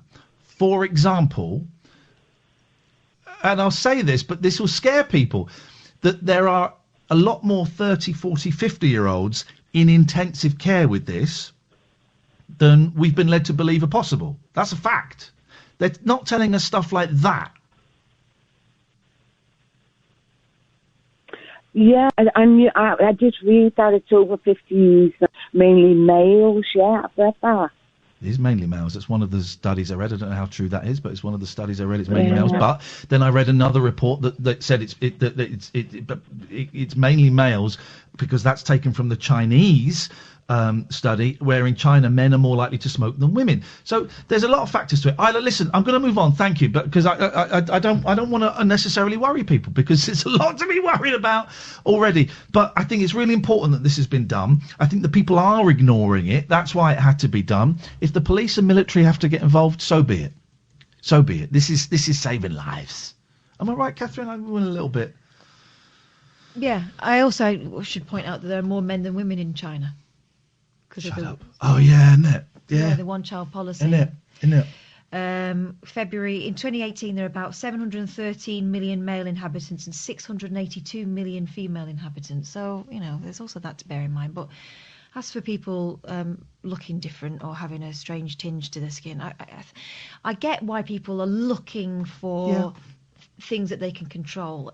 Spot something, save yourself, protect yourself. But actually, we're being given enough information, I think, to to keep ourselves safe. Also, if we're being told to stay in, just stay in. Don't. There's so many people looking for loopholes in it. Just stay in. What a surprise! What a surprise! Susan texting absolute crap. Marie. Hello.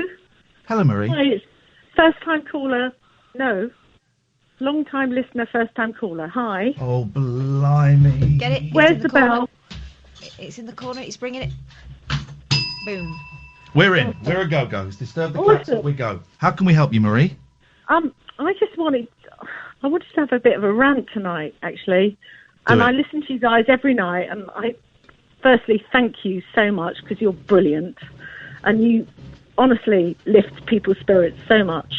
But my sister's a nurse, and she's on the front line.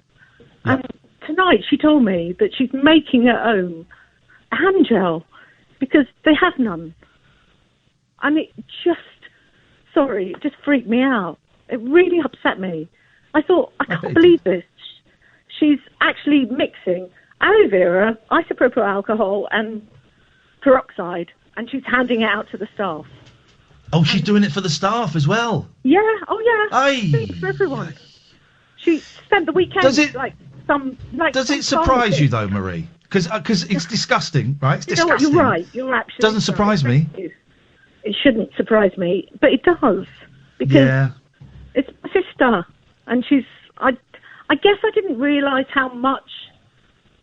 Sorry, tonight I found out. I guess how much she is on the front line, and it freaked me out. And it scared you a bit, hasn't it? When people phone up and they say, I went to the butcher today, and he went, I think it's a conspiracy. And I went, why? You think people are making it up, that people are dying? Stay in. I think they're making a bigger deal out of it than they need to. That's the line. It's a big fuss about nothing. It only kills old people. That's people trying to stop themselves freaking out. That's people need to vent a bit. I get it. Marie, you're welcome to vent anytime. Your sister, you know this. She's a hero anyway. But the NHS staff are flipping incredible, as are the people working in the stores, as are as well the delivery people. Exactly. I agree. All of them, or anyone who's out there right now, and if you're able to stay in, you should just stay in. And that's it's all obvious, I wanted isn't it? to say, really. Hey, Marie, listen, thank you. I hope you feel a bit better for that, and lots of love to your sister. And She's incredible. What were the ingredients for the ham gel again? You can make it with vodka, can't you? Apparently, yeah. Thank you so much, Marie. Thank you. People want to come on and vent. Come on and vent, man. But that thing with the butcher saying that he thinks it's being blown out of proportion. He's hoping it's being blown out of proportion, is really what he's saying. I mean... I get to see all of the obnoxious tweets sent into other radio shows, and God knows what Dan Wootton has said, but flipping heck, man, I'm getting all kinds of tweets about let's cut ties with China. They do it with bats, and oh no. He sent up the bat signal, literally. He set up the bat signal, and it's like, oh God. We're drifting towards that. Listen, we've got loads of calls, and that's great. If you want to talk about this, that's what we'll do, but we're also here to have fun, and if you want to have a laugh, you can. Big up the delivery people. Big up the delivery people. I've got a regular guy actually that delivers stuff here, and I've had, because we've set up this studio, I've been getting a lot of deliveries of cables and microphone stands and all of that. And this poor guy came the other day, and I noticed instead of coming into the porch, he was putting it on the step. And I said, "Oh, don't worry, I'm clean." And of course I thought, well, I might not be. As far as you know, yeah. I might not be, and why should he believe me? You know, and then I saw a guy today delivering with a mask, and I just thought, flipping heck, these people are heroes as well. The people that I don't ignore. I love talking to the delivery drivers, but they're heroes as well. You know, it's amazing. Yeah, you know, it's serious. I've got one delivery driver who's a little bit over familiar at times, and he likes to have a chat. Yeah. But I've seen him from about 6 meters away at the most. He drops and runs, and I don't blame him. Yeah, incredible. We got a load of calls. So when we get back, oh,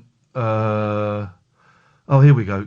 Susan, what I'm going to do is I'm going to block your texts for 24 hours, so you keep sending them, but they won't be seen by the studio for 24 hours. How's about that? Because I find you incredibly obnoxious, and I find what you have to say absolutely ludicrous. We're trying to have a laugh, and you're sitting there slagging off China. Listen, if that makes you happy, you carry on doing that. You carry on with your little conspiracy theories, and maybe you can ask your ex-boyfriend, what's his name, Desmond or Delbert or whatever. Just make up another one. I'm not interested in anything you've got to say ever again. Last time your name gets mentioned on this show. This is the Late Night Alternative on Talk Radio. Late Night Iain Lee on Talk Radio. Let's dive into the phones. Good evening, Dave. You raise me up so I can find the mountain. You raise me up to walk on stormy seas. I am strong when I am on your shoulders. You raise me up to more than I can be. You certainly can't be a singer, can you? It's pretty beautiful, though. Wonderful stuff, Dave. Anything else? Second verse, maybe? Back, Iain. Oh, are they? Nice one. Let's go to Will. Good evening, Will. Hello. Hello, Will. Hello. It was weird because there's some kind of weird thing going on with the phone, and you kind of took me by surprise. How are you? I'm all right. What you got? Well, I just thought I'd bring you up and say that I've been kind of totally religiously listening in to your show, and sort of like become a weird thing where I kind of just I didn't realise how much I was listening until the weekend happened, and it wasn't kicking off at 10 o'clock. And it's powerful what you're doing. That's all I'm saying. I mean, man. And Kath, also to you too. It's the best. Important. It's important. Who's the best out of me and Kath? I wouldn't obviously, but best. Obviously, there's no best right now. There is. I wouldn't put you in this position. Will bear that in mind. I would, because this is important. If there's no best. There's no best. It's just the whole vibe. Coward. The whole vibe is great. And Coward of the county. Essential. Oh, we lost Kenny Rogers. We lost Kenny Rogers at the weekend. I know. But what from? Was it this whole thing? I think being quite ancient. He was very old. He was 81, I think. I've had loads of people, like, over the last couple of weeks, the slightly older people that have passed away from pneumonia, and no one said, "Oh, it was coronavirus." But like a very good friend of mine who kind of used to put me up in London years ago died of pneumonia like a couple of weeks ago, and it's like, no one says, "Oh, it's coronavirus," but do you know what I mean? You kind of. You wonder. Well, old people get pneumonia, and old people get pneumonia at this time of year. Here's the thing: is a lot of people are going to pass away, and we will be thinking, was it? Did they? Yeah. Was it that? And we just won't know. Yeah. That's the thing. I got depressing again. Are we trying? We're trying. No, sorry, no, I don't know. No, it was my fault. It was my fault. So Kath is the best. Turns out. No, it's a weird time. It's a very strange time. Being a musician, it's very strange. I don't know when I'll play another gig again. I don't know. I did a live stream gig last night. This is what I was going to say. Were you doing any of that? Yeah, no, I did it last night. It was great. We had like 2,000 people watched the show, and it was amazing, and it was great. But it was also I had this massive sort of down.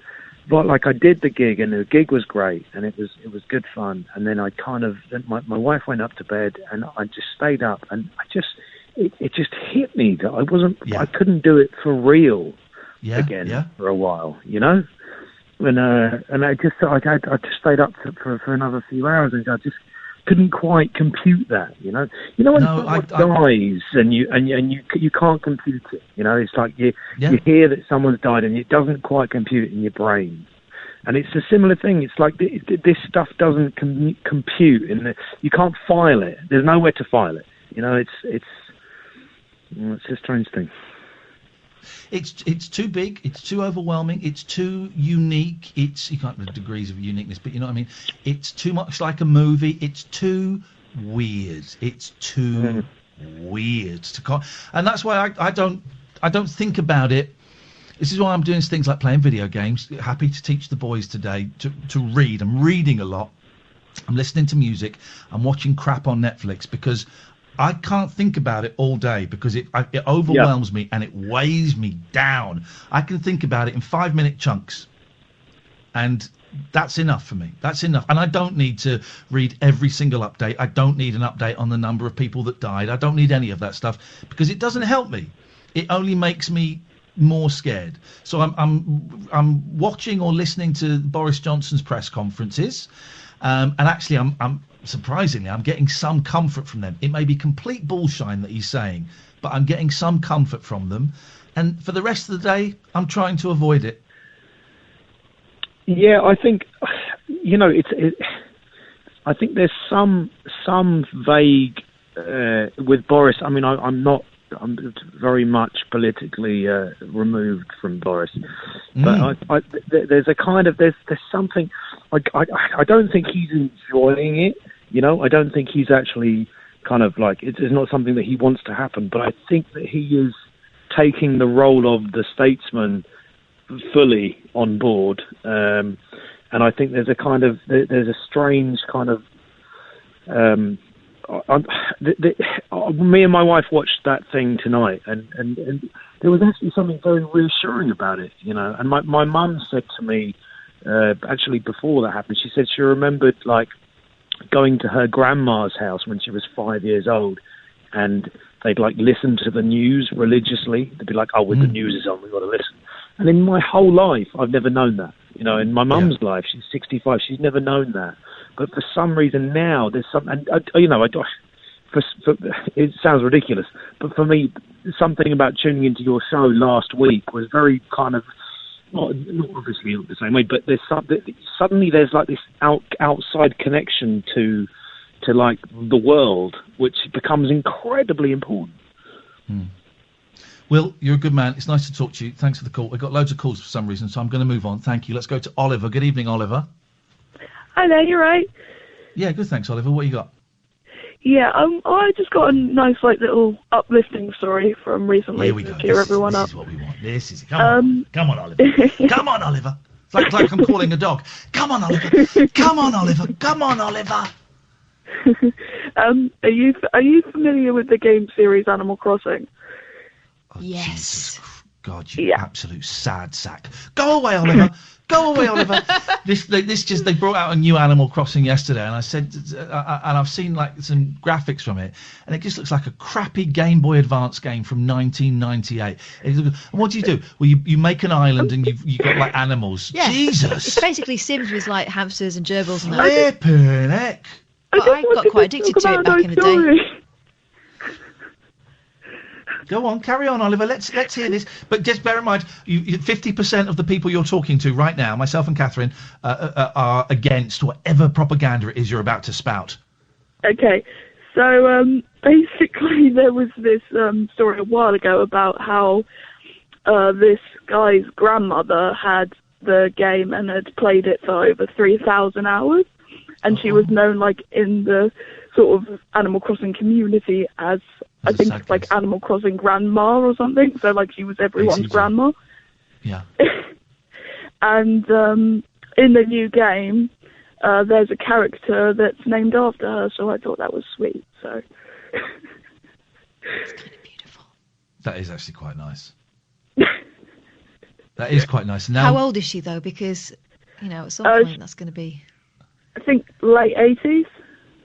Kath's wishing her dead. No, it's not that. It's just that, well, here's the thing. My husband's auntie used to have a big thing about the Queen Mother, and every year we used to buy her a Queen Mother calendar, and every time she put it up, we never knew if she was going to make it to the end. Same with Cliff Richard calendars, isn't it? Isn't it? Mean, really. Well, Oliver, that really is I feel bad. That's a heartwarming story about a wonderful old lady who swallowed a fly. An old gamer. An old gay man. What did you say? An old gamer. An old gamer. I'm so sorry. I couldn't. The levels are a little bit dicky here. Thank you, Oliver. And what level are you on Animal Crossing now? There's no levels. There aren't levels. How big is your house? How many rooms you got? I've only got the one at the moment. I haven't been able to upgrade yet. I haven't even paid off my first loan yet. Yeah, loser. That Tom Nook is a right slave driver. He's the raccoon, right? He's the raccoon. You have to pay money to a raccoon. Yeah, you have to work for him. There you go. It's okay. All right, get out of here, get out of here, Oliver. I want to speak to Sharon before we go to the news. Good evening, thank you, Oliver. Good evening, Sharon. Hello. Hello, Sharon. I am just phoning up to say on school day homeschooling 1, my daughter got excluded at lunchtime. She got excluded from homeschooling? How'd you do that? Wow! The garden, I guess. Bedroom? What did she do? It was just being Stacey. Like, she wasn't listening, she wasn't doing what she was told, she was saying words that I didn't even understand. So she was excluded at lunchtime.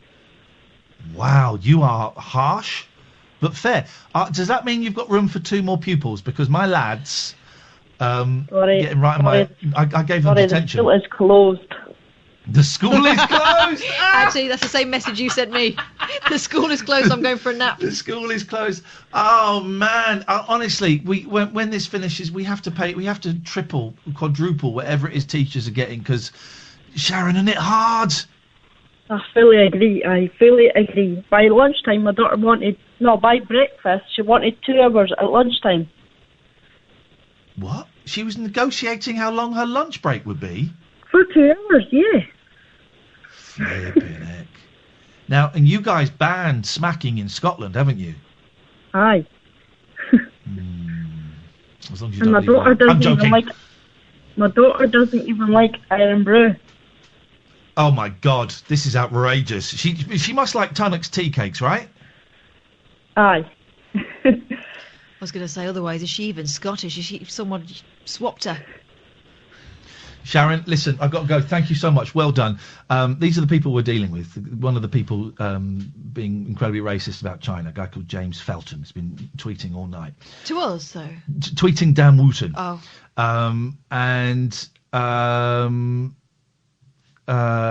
So this just shows how thick he is, right? And I say this with respect. He's now complaining about this show. Okay. This Iain on at the moment, sucking up to the Chinese regime, is absolutely disgraceful. Not sure how this is allowed on radio, to be quite honest. When were you sucking up to the regime? I missed the word out. Let me read it again with the word missing.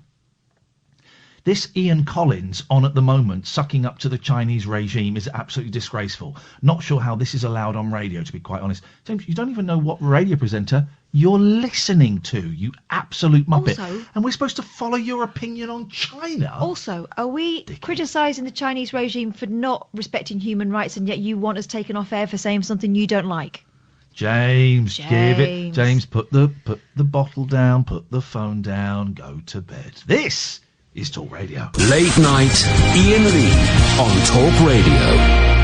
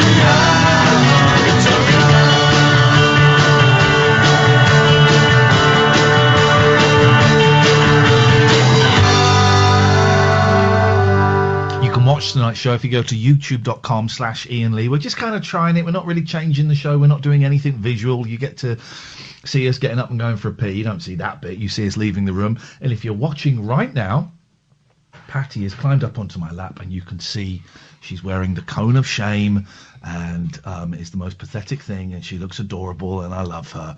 0344 499 1000 is the phone number. Let's go to Kieran. Good evening, Kieran.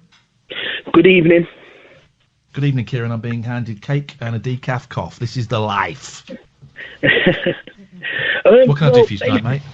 Well, basically, I wanted to talk about the measures taken tonight by Boris Johnson. They simply didn't address the queues that are forming for the elderly and vulnerable at the supermarket. Why do you want to talk about this? Because I'm a social worker, and I'll explain to you this morning. Sainsbury's was doing. Here we go, Kieran. We know that the elderly and the vulnerable and NHS workers are struggling to get food, and that a lot of the shops have done, like, the first hour, old people can go, well, how is an old person going to get there? You know, we know all of that.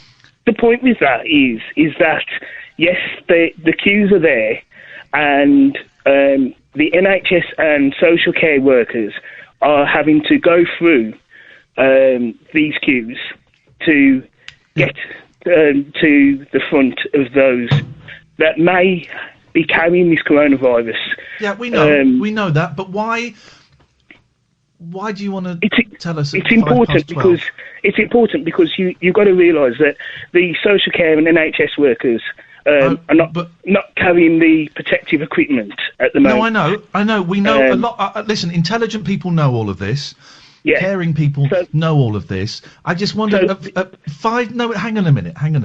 Yeah. At 5 minutes past 12, what good does it do to scare people even more?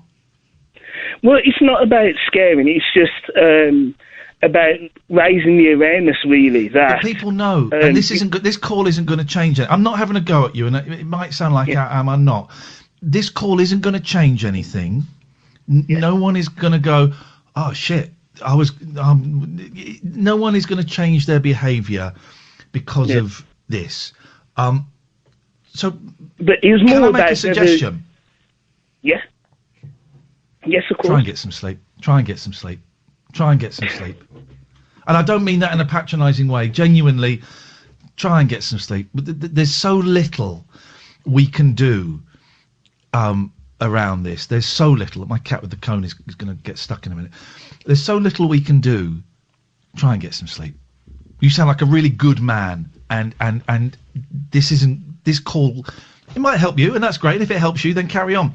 But it isn't going to change anything, is it?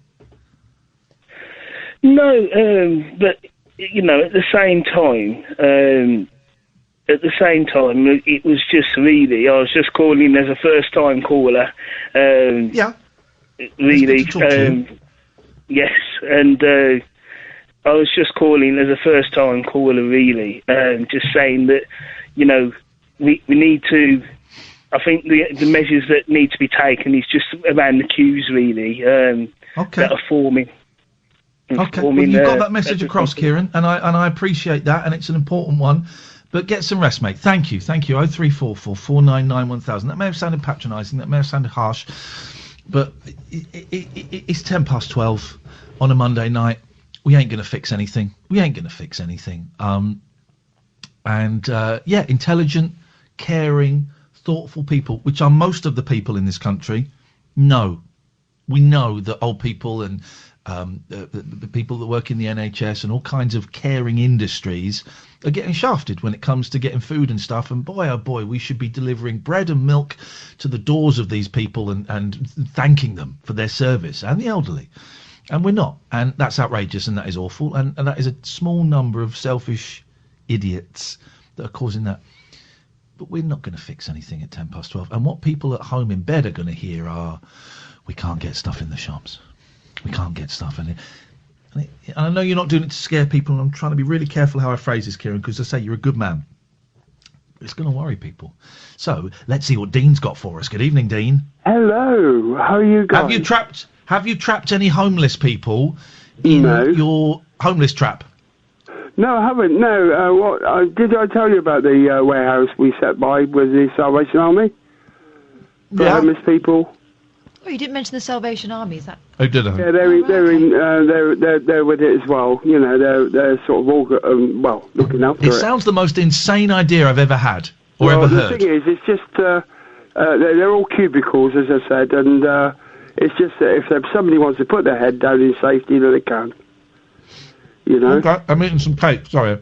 Yeah, that's all right. But anyway, that's going all right. But I rang you up just to lighten things a little bit, I'll give you a cheer-up story. I got a Bertha out the shed.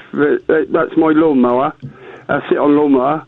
Who the hell gives their lawnmower a name? Yeah, Bertha. Yeah, she's a lovely old thing, and I've had her for a few years, and I got her out the shed and give her a clean down. And are you real? Are you a real person? Are you a real person? I started mowing the grass, and all of a sudden I thought, what's that in the grass?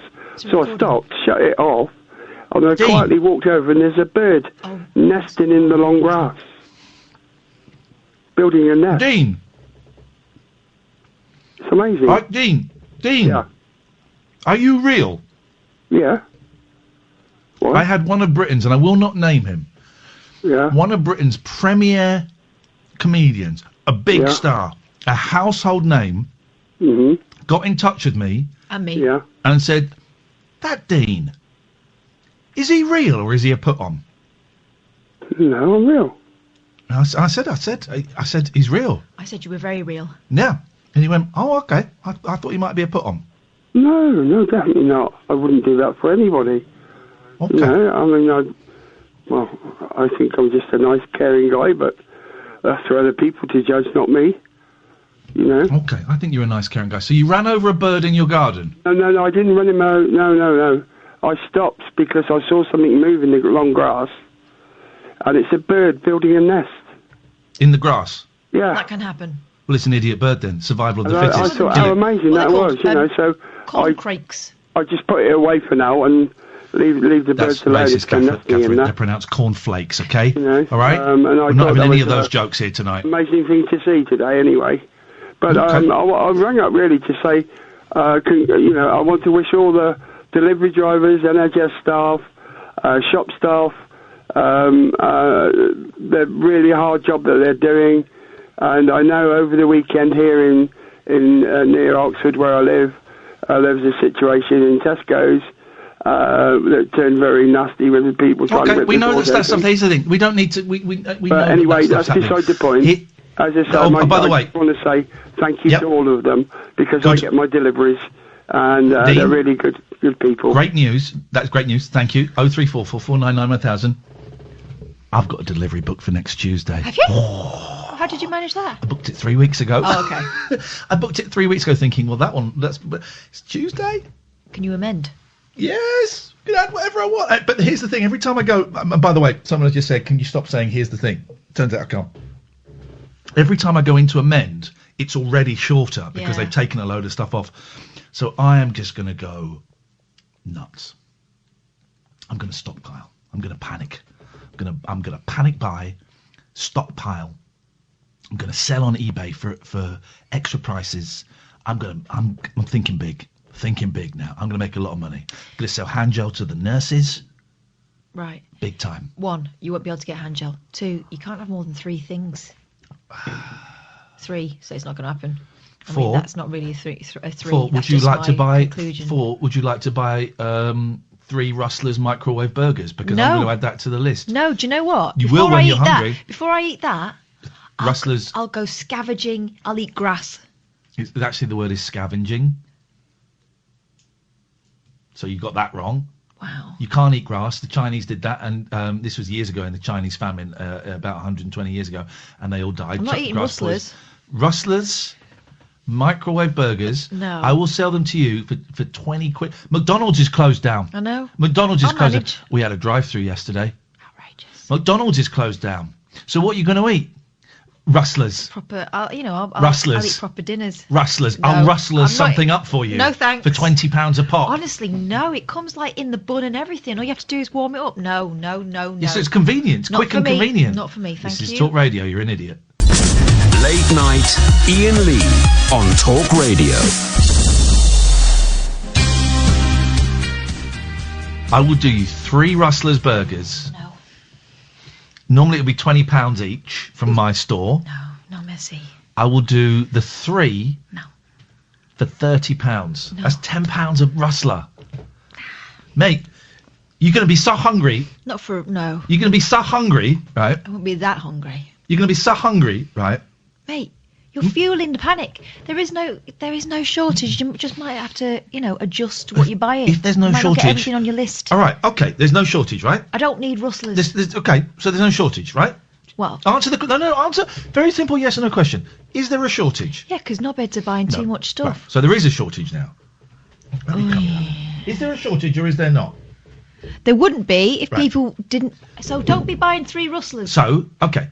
Can you Save it for the people that need them. Could you just answer a question for me? Because you're evading the question, President Trump. What do you want? Is there a shortage? There isn't a shortage. Jeez. Right, so there isn't a shortage. Right. How many rustlers have you got in your... I don't want none, because I've never eaten one. None. So there's a shortage of rustlers in your house. I can fix that for you. No, there's a purposeful shortage of rustlers in my I house. can fix that for you. No, I don't know. Let's go to... If anyone wants any rustlers, then... Get your orders in. Get your orders in. You can have one of the 3. £15 each for you suckers. It was only 3 for £30 for Catherine because she's a mate of mine. Am I? Not really. Not anymore, actually. Yeah, that's right. She's flicking her middle finger at me, which you can see on YouTube. I'm just applying some lipstick. Yeah, which is not... You can't apply it from a finger. So that's offensive. All I'm trying to do is save lives. All I'm trying to do is save lives. And I get abuse. Like Mother Teresa did. That's your cat's cone. Yeah. I'm like in Mother Teresa. All she got was abuse. She got quite praised up as well. She got a lot of abuse from souls like you. Wow. Souls. Don't know why you're going for me all of a sudden. This is what happens. No, because I'm trying to... I don't want your rustlers. Keep it to yourself. You're creating panic buying now. I'm not. Well, you are. Chill. Because people are thinking, oh, right, Kath doesn't want rustlers. What's wrong with rustlers? I'm going to go and buy some rustlers now. No one's thinking that. No, yeah, they are. Apart from one of our former Here's colleagues used to love a rustlers, didn't he? Here's the thing. If I don't get rustlers in my delivery next week, you are dead to me. I'm You're not dead ordering to me. it. You are dead to me. We'll be broadcasting. I'll be in here, and you'll be. I can stretch the microphone out the window. You can do it in the front garden because you'll be dead to me. Because if someone has snuck in and got my rustlers, then F you. No one's going to rustle your rustlers. F you. No need for that. F you. No F in anyone. F you. But when you say F you, so the F means... Forget. Okay. You. When you say F you, do you mean you as in the letter U or the word you? I never say that kind of meanness to people. That's just you. Okay, well, I'll think about it. I'll give you an answer tomorrow. Good evening, Caitlin. Hello. Hey, Caitlin. Hello. How are you guys doing? I'm gonna have to be honest here. Yeah. I think it's probably best that we don't talk anymore. Okay. Just because that call the other night, I thought was really unfair. Okay, no problem. Okay, and I wish you nothing but health and success and good luck. Sure. But I just don't think it's healthy for either of us, is it? Okay, bye. All right, Caitlin, take care. Lots of luck. Thank you. Bye-bye. Was that okay? I think it's the only way, really, because of the last call we had was so, and I'm not saying this in any way to embarrass or shame you, Caitlin, and not at all. I know you have mental health issues. I really, really do. But I just think that the last call was so unfair to Catherine and I. Let's put it that way. When we have really give so much of ourselves, that I don't think it's healthy for either party. And I wish you the very, very best of luck. I think that's the way it's got to be. Okay. Here's the thing. I don't feel like Caitlin ever comes away feeling better about No, and that's not what we want. We want people to come away with I don't know, happier, feeling they've learnt something, they've achieved something, but at this point, I feel like we disappoint her every time. Yeah. So good luck. David. Come away feeling. Hello, mate. Come away feeling what, David? Well, you just said that you want your, well, it almost feels like contestants to come away feeling educated, but seriously, the content of the conversation is rubbish. David, do us a favour. Good night. Thanks very much for your call. 0344 499 1000. God, he wasn't up to it, was he? No. Contestants. Poor lad. Poor lad. Oh, dear. 0344 499 He was practising, though, which I thought was kind of adorable. He was, wasn't he? Yeah. He was practising. Oh, little baby. If he was a contestant, he wouldn't make it through the office trials. He wouldn't get to the studio. What you got, Boyley? Have you got anything, by the way? Yeah, I've got a few things. It's nearly 12:30. All right, here we It's go. all right. Calm down. Calm down, guys. What about... Oh, well, I mean... How much of a swerve do you want to do? Let's do it. Let's go all over the shop. Come on. This is from the Mirror. Man had sex with a dolphin called Dolly for a year and claimed she seduced him. Oh, now we know dolphins. Not Dolph Lundgren. Not Dolph Lundgren. Dolphins, horny. The male is very highly sexed. Yep. I mean, I do often tell this story, but I do recall a phone call, and this isn't funny. Yep. This is awful. To a local radio station I used to work on, to their consumer programme, from someone who'd had the dolphin experience. And got more than she bargained for. Yeah. It broke her pelvis. Yeah. Against the side of the pool. So, approach with caution, because those guys are strong. Handle me with care. Every dolphin got a woman to breed on. Put your dolphin next to mine and see man. Oh my God. That last word just hit home. Yep. Well, We're talking about the female of the species in this particular circumstance. Malcolm Brenner. By the way, can I actually, this is really important. Oh God, what? No, this is really important. The song, recently I performed. I want to tell you about Wet Goddess. Okay, well, I don't get it, gosh. That's the name of his book. Oh, I thought it was your nickname. I recently performed a very powerful song on the radio. I Have My Beans. It's not called... I can't shout because I've got the boys upstairs. I've got David living next door. We know it's popularly known as I Have My Beans. It's not called I Have My Beans. The lyric? That was like one throwaway line. Not throwaway, classic. Even my sister said, "Oh, I like your song, I Have My Beans." Get lost, Joe. Get lost. What are you calling it? Get lost. Social isolation. Social isolation. I don't even want to talk to you anymore, sister. You're not even my sister anymore. You're excommunicated. You're an apostate from my family, right? Ian. Yes. Back in the room. Hello. What are you calling it? One Man's Lonely Lament. I think I Have My Beans is catchy, mate. Carry on with your story about having it off with the dolphin. Go on, you pervert. Is that the end of the story? Yeah, it's not called I Have My Beans. Okay. It's This called is how the Beatles felt about the White Album. The what? Exactly. No such record. Exactly. I Have My Beans, but everyone knows of the White Album, and they won't go, "Oh yeah, the Beatles by the Beatles." I'm going to go... Embrace it. You've become part of folklore. I'm going to go the bollocks by you in a minute because you're getting right on my nerves. Hey! You're getting right on my Don't nerves. make me the enemy in this. I'm just trying to help you. You're not, actually. You're trying to smooth talk me. Like a sweet-talking guy that the girl group sang about. The sweet-talking guy. Yeah. Well, stay away from me. Stay away, all right? Because I'm a little bit savvier than you think. I'm savvier as Savlon. You mess with me, you mess with the best. I'll get my horny dolphin army onto you. There'll be no rest for you. Every bath you take, every wash you have, my dolphins are going to be watching you. Ready. Pounce. You see your dolphin story? I haven't got a bath. I've only Let's hear your dolphin story after this trail. Oh, come on. Late night, Iain Lee on Talk Radio. I'm not going to report. Here we go. Go on, here we go. Oh, no, hang on. I don't want to. I'm not going to read this email out, this tweet out in case, because I don't like rumours. Let's wait for the facts. I much prefer Tusk. Okay, go on.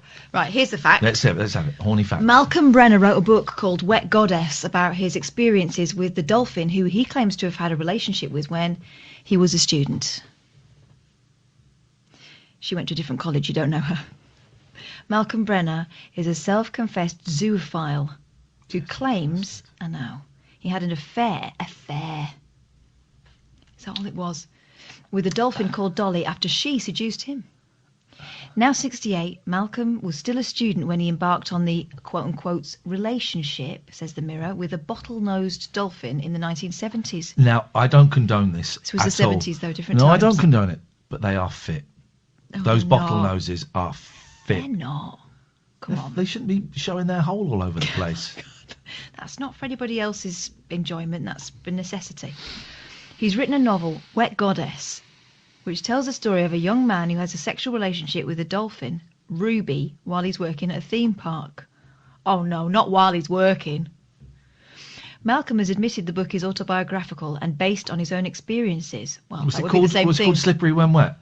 Wet Goddess. Wet Goddess. He said, I wrote this book for dolphins because we're mistreating these animals by keeping them in captivity. Listen, mate, you weren't treating it so nice. This book came out 11 years ago, and it costs on Amazon £40.75. Well, someone at the Mirror's found it.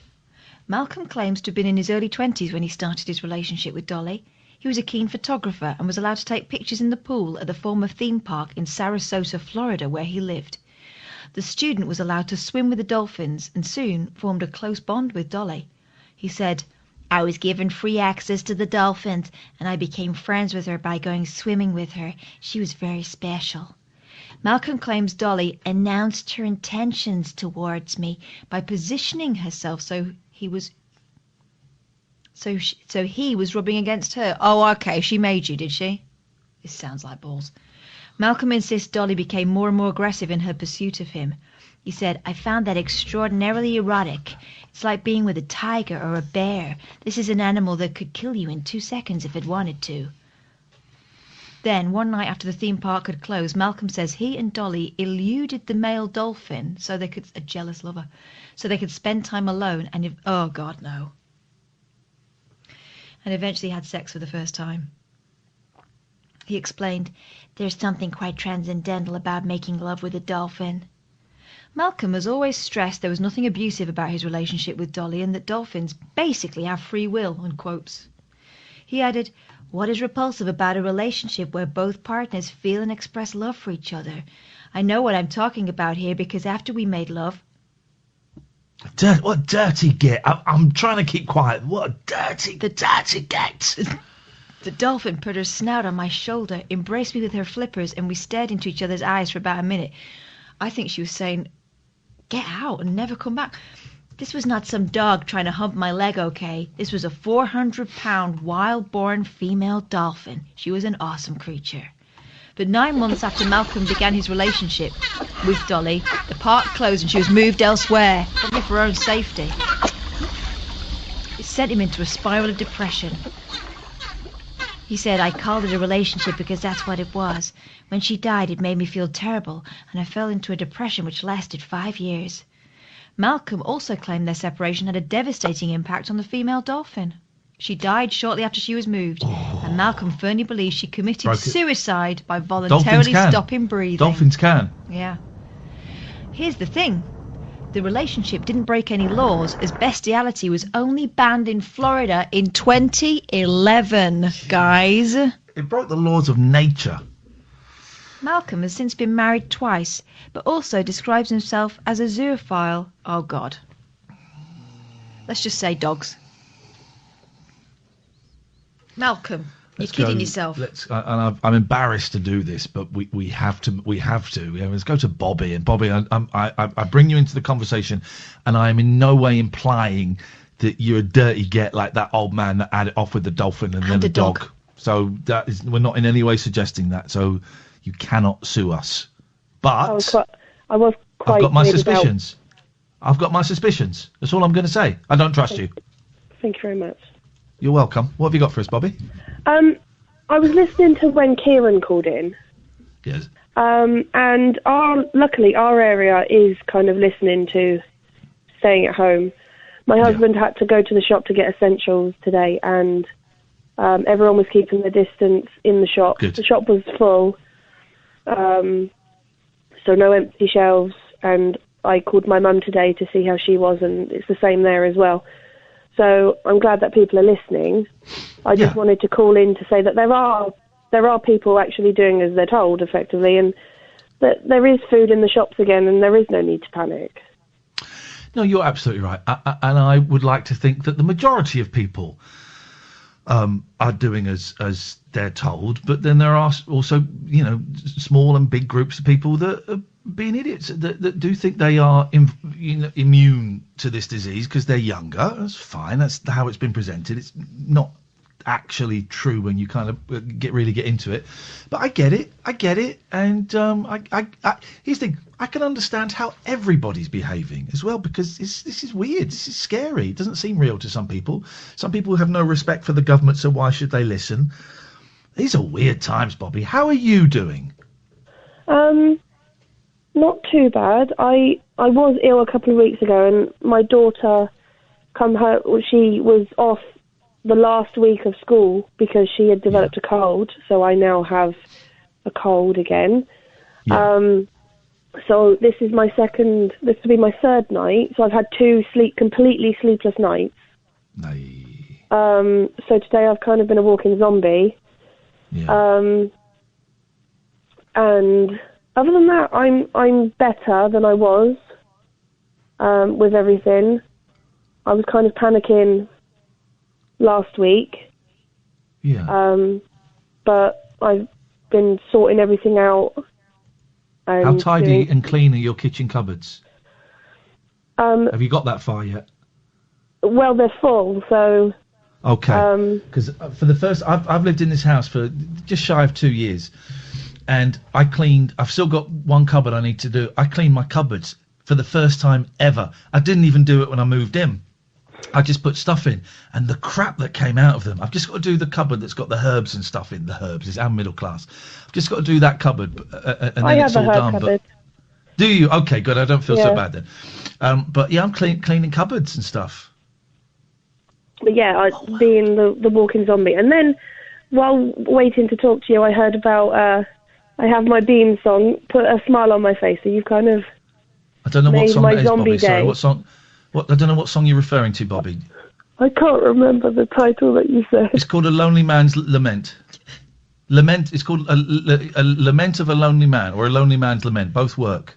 But I like my beans. I Have My Beans are better. It's better. Well, why don't you go... No, it's not.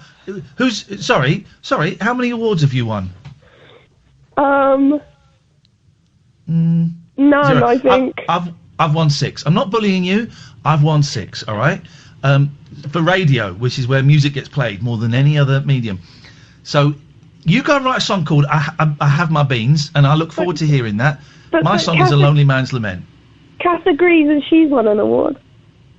Yeah. No, she hasn't. Well, what? Hang on. Did you win before you started working with me? What's 2? What's the... Really, which? The one... 25-metre swimming does not count. No, the one with the guy with the little head, the Michael McClellan. No, that was also working with me. You were the newsreader.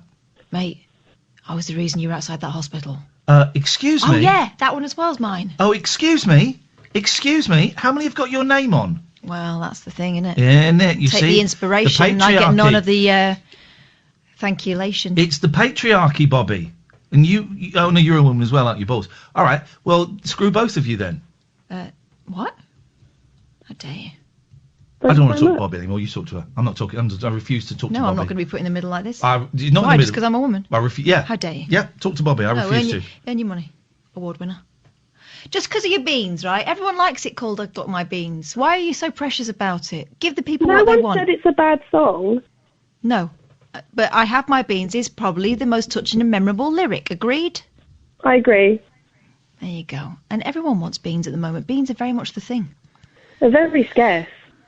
Yeah, very rare. Right, okay, this is boring, and I know because I've won awards, so I'm going to say goodbye, Bobby. You don't have to be rude to her. No, next time maybe we could speak to the man of the house. Would that be possible, Bobby? Wow. Chris, he wants to talk to the man of the house.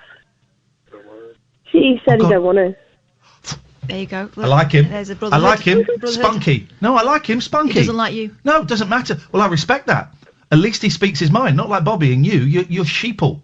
You're sheeple, controlled by the MSM, the mainstream media. Why are you so upset about the beans I thing? like Bobby's husband. Don't like you. No, it doesn't matter. Well, that's good. I like him even more. Sorry?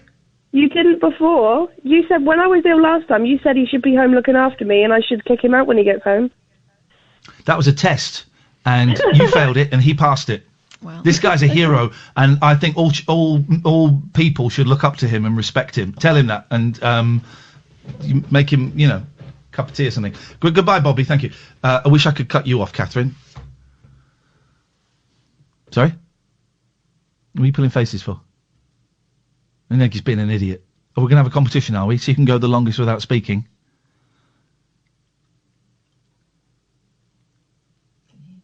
Sorry? You can't hear you because your microphone's down. Can you hear that? Oh, I'm so dead. This is Talk Radio.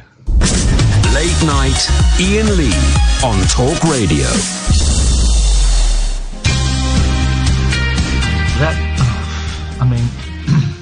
Okay. Let's go to Mo. Yay, hi. Hey, Mo. Anyway, shouldn't you guys be in quarantine? Why? Ooh, I've asked a good question there. That's a good question. Why? What? That's how ill thought out your statement was. I mean, you guys, shouldn't you be doing social distancing?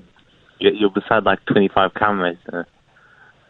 With what? Speak clearly, man. We're surrounded by 25 cameras. It's my phone. It's my mobile phone. You're beside like 25 cameras of a crew of radio presenters with sound artists. What on earth are you wittering on about? Have you got it? Does it make you talk bollocks? You have a team of radio stars. One of the symptoms is it makes you talk even more rubbish than usual. It's just me and Kathy. It's not like you're just like recording on your phone. You have a team behind you. No, we don't. We're here at There's no Ian's one house. here. There's me, him, and the cats. And my kids are up in bed. Dad, well, Catherine shouldn't be with you because in reality that's breaking social distancing rules. She's not your wife. Right, but we're working together. What is it? We're critical that's not allowed. mass. Unless only necessary. So you're breaking social distancing. All right, so we're broadcasting, which is... Listen. All right, Mo. Broadcasting at a time where people are in crisis mixes us... what is it? Whatever, Mo. Whatever. Next I mean, point. I asked you a good question. I feel like I'm almost like a journalist today because I pressed almost you. like a journalist, yeah. Try qualifying and then we'll see. Mo, are you all right? Yeah, you? Yeah, I'm fine. So, are you staying in the house? Yes, well, I mean, today I went down to Tesco to get some sweets, but... To sweets? So that was an essential journey, was it, Mo? To get some sweets. What sweets did you get, Mo? Skittles. It's not I funny, mean, actually, mate, Tesco, because you're potentially killing people. What sweets did you go and get? It's Skittles. Right. So you went to Tesco to get Skittles. And you dared to have a go at us. You could. There's a great documentary the other night that said if you got the flu and you go out and infect. Shut up and listen, because I'm going to educate you, thicko. If you go out and you've got the flu, you could infect 14 people. I don't have the flu. If you go out with coronavirus, you could infect 56,000 people. So what you're doing is really selfish. Why do you think you're different? It's more selfish. I went to get some milk. You're just playing around in the goodbye, Mo. Goodbye, Mo. around. Goodbye, Okay. Mo. Goodbye, little boy. You carry on playing around in Mummy's knicker drawer. Dear God. I mean, what an absolute melt. Flippin' heck, man. 03 444 991 1000 is the telephone number if you want to give us a call. You're very, very welcome. But yeah, I'm curious, dear listener. I mean, no one. It's going to be a different answer every time. Do you think we're getting close to the right balance on this show? I want to make it fun. We're going to get a million opinions, and they're all going to be different. But I'm really determined to make this a laugh. Right? I want it to be a laugh. But we can't avoid what's going on. But it really struck me last night when I was in bed. And I had the kids in the house, and it was 10 o'clock, and Limmy wasn't going to stream, and I wanted to listen to something that wasn't the Lurgy. I wanted to listen to something, and not music radio. I can't fall asleep with music radio. And I listened to poor old Howard, and he was doing this for the first hour, and I thought, no, this is This is when I really want spaceships and ghosts and Yetis. This is what I want now. I want something so fantastical to take me out of this. So I went on Twitch and actually recommended a load of good podcasts and stuff, and listened to a couple of bits and pieces. But are we getting the balance right? I feel that we are, but it's quite hard to know when you're in it. It's quite hard to know also, what it's like listening from your bed. The nature of this programme is that we deal with whatever people want to talk about. Yeah. And so we might try and steer, but actually if it comes down to it and people are still trying to process this thing, that's what the calls are going to be about. We're not throwing out this as a talking point. There aren't any talking points. So, I have it in mind every time someone comes on and wants to talk about it, I'm thinking, oh God, this is going to be such a thing for people that are trying to avoid it. But what do? We tried throwing the pervy dolphin man in, and people brought it back to the lurgy. Do we do one show where it's verboten? We do one show where... But then could that be dangerous? That's a good point. Yeah. Because we've had people on who've misunderstood the rules, or... Yeah. Arthur. Good evening, Hello, Arthur. mate. Hello, mate. Arthur, what you got for us? I just wanted to say that I was quite surprised to hear you brush on the subject of zoophilia on sort of fairly mainstream radio. Is this your specialist subject? Well, I don't want to go quite as far as that, but I did have quite an interesting upbringing and a few experiences, which I probably won't give you the details of, but it is a thing, and there's a whole community out there, and it's surprisingly common, and doesn't really get talked about for obvious reasons, because apart from anything, you've got questionable legality in many places. Certain states in America it's acceptable, certain states it isn't. Right. So have you had sex with an animal? I'll leave that to your imagination, but if you've ever been in the situation where you've got where you're growing up, let's say, and you're a teenager and you're around horses and ponies, and some of them can get extremely frisky and make really obvious body language towards you that they're interested in any kind of contact, then things sometimes happen. You had it off with a horse?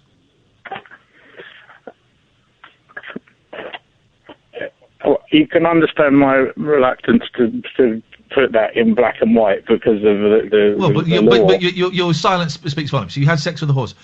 But surely one of the great things about being human is when an inappropriate sexual scenario presents itself, for example, with, and I'm going to say some strange things, but for example, with a parent or with a child or with your best friend's wife or with a horse, one of the things that makes us human is we are able to say no, aren't we? Whereas animals are unable to say no. And animals naturally enter a state of arousal. They do not have the intelligence and are not able to give consent to a human being having sex with them. Right, I totally understand where you're coming from, and that is a very common view, and it's one of the main things people always bring up. Well, it's the truth. Okay, but just a because horse can't consent to sex with a human. Well, a horse, if you do something with a horse that it doesn't like, it could kick the living bells of... Oh, Arthur, that's, with the greatest respect, that's utter nonsense. That's utter nonsense. A horse might find the act in some way stimulating if your penis is in hitting the right spot, but a horse is unable to consent to sex.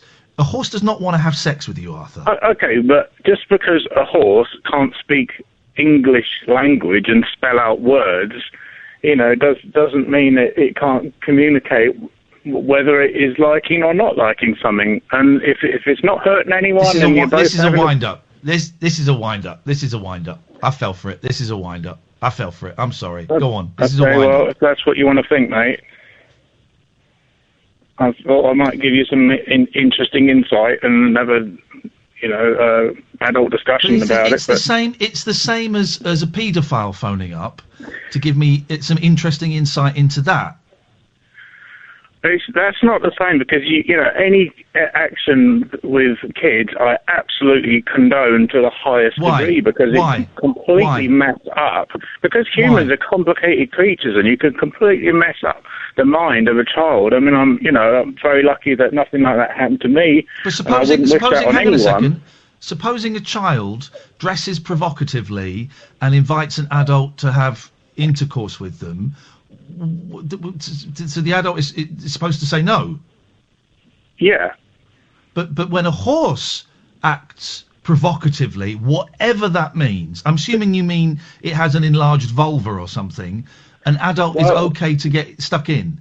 Okay, well, mares do display certain things that make it extremely obvious that they're, they're very flirty when they want to be, etc., and certain gestures and flirty. How does a horse flirt with you? The first time I experienced it was a horse basically reversing up to me. I wasn't even in the same field, but I was sort of leaning up against the fence, and the horse basically turning round and sort of displaying herself at me. Sort of every time I moved along the fence, she'd move along and still be facing away from me. But in that case, every time I go around my friend's house, and his dog starts humping me, what am I supposed to do? Tug it off? It's a slightly flippant question, but what am I supposed to do? Well, obviously everyone's different, and in this country, there's legal mate, I'm going to let issues. you go. I'm going to let you go. I was really hoping you were going to be a wind-up, Arthur, and you're not. And what you're saying is disgusting. It's illegal. And it's immoral, and you are taking advantage of a creature that is unable to say no. Just because a horse backs up onto you. I really hope you're a wind-up, mate. I really hope you're a wind-up. And if you are, well done, because you caught me out. But you don't think that is what you've just described as disgusting and is illegal for a very, very good reason. Arthur? Kill and eat and it's acceptable, and we don't ask for consent for anything like that. We don't ask for you're race nuts, a man. horse. We don't you're nuts. ask for consent for using animals for carrying loads for going out riding horses. Cut him off. Disgusting. What a horrible, unpleasant, vulgar human being. That conversation was very graphic. Sorry, guys. I just needed to. I didn't need to. Sorry if anyone was offended by that. I'm deeply offended by that. What a horrendous, disgusting, shameful call. I'm still holding on to the hope that was a prank. Still holding on to the hope that was a prank. No.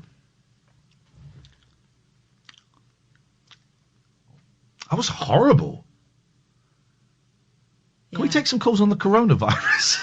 I mean... Nah, I'm sorry. I probably pushed that call perhaps a little bit too far. Well, it's just because we couldn't quite believe what we were hearing. No. So if anyone was offended, I did use some pretty triggering language there. And I really apologise. I really, really apologise. That was thoroughly unpleasant. Let's cleanse our palate. Let's go to Rhythmic Paul. Good evening, Paul. Good evening, Madame, Monsieur. Goodness gracious me. Someone says, the old horse backed into me defence, classic. Oh, dear. Nay means nay. Okay, all right, we get it. Thank you. Okay. Yes, Paul. I was inspired to call when you were questioning letting go of that lady caller. And it reminded me of something that a very wise lady told me. Well, it was a number of things. She called it the hand of God. May I recite what it is, please? Oh, yes. I thought you were quoting her now. Yeah, please do. No. Yeah. So she says that for an enlightened existence, one should practice unlimited imagination, see oneself as the only reference point, and this is the one that triggered my call, only make decisions that make you strong. And then she goes on to suggest that you focus in the now, which I think for us all is probably a good thing, as opposed to fearing for the future. If we focus in the now, we're all alive and healthy and should celebrate that. And certainly, if you can, in all of your interactions with others, remove any personal history. Are you telling me I should sack Catherine? What? I'm not saying that at all. That means yes, doesn't it? Doesn't it? I think I know what you're saying. It's just me and Catherine. There were a couple of calls last week that were. You know what? I don't like banning people, Paul, or asking people not to call. I don't like it because I want this to be a free and open forum for people to drop in whenever. Go on, Kath. But here's the trouble we have when we realise that we are somehow adding to their problems rather than, Yeah. It's that thing of we're not helping anymore. We're letting them take the lid off, but they're not addressing things. Yeah. Yeah. I mean, for what it's worth, I heard the call. I think you've made the right decision today. She's obviously in some distress, and does not have the correct perspective on that at the moment, and she's looking for ways to perpetuate her situation. Yeah. And I think she is using you to do that. The thing. Paul, listen, we have to go because we're coming to the end, and Daryl is warming up his vocals. Thank you, Paul. Maybe we'll speak for a bit longer tomorrow. Again, really sorry if anyone was offended by that call. I didn't believe it was real. I would have got rid of it earlier, and I just didn't believe it was real, and it was some really horrible imagery, which I would not want to put into anyone's mind. Still, took our mind off the fact that we're all under lockdown because of this virus that's killing everyone. Well, this is Talk Radio. Talk Radio.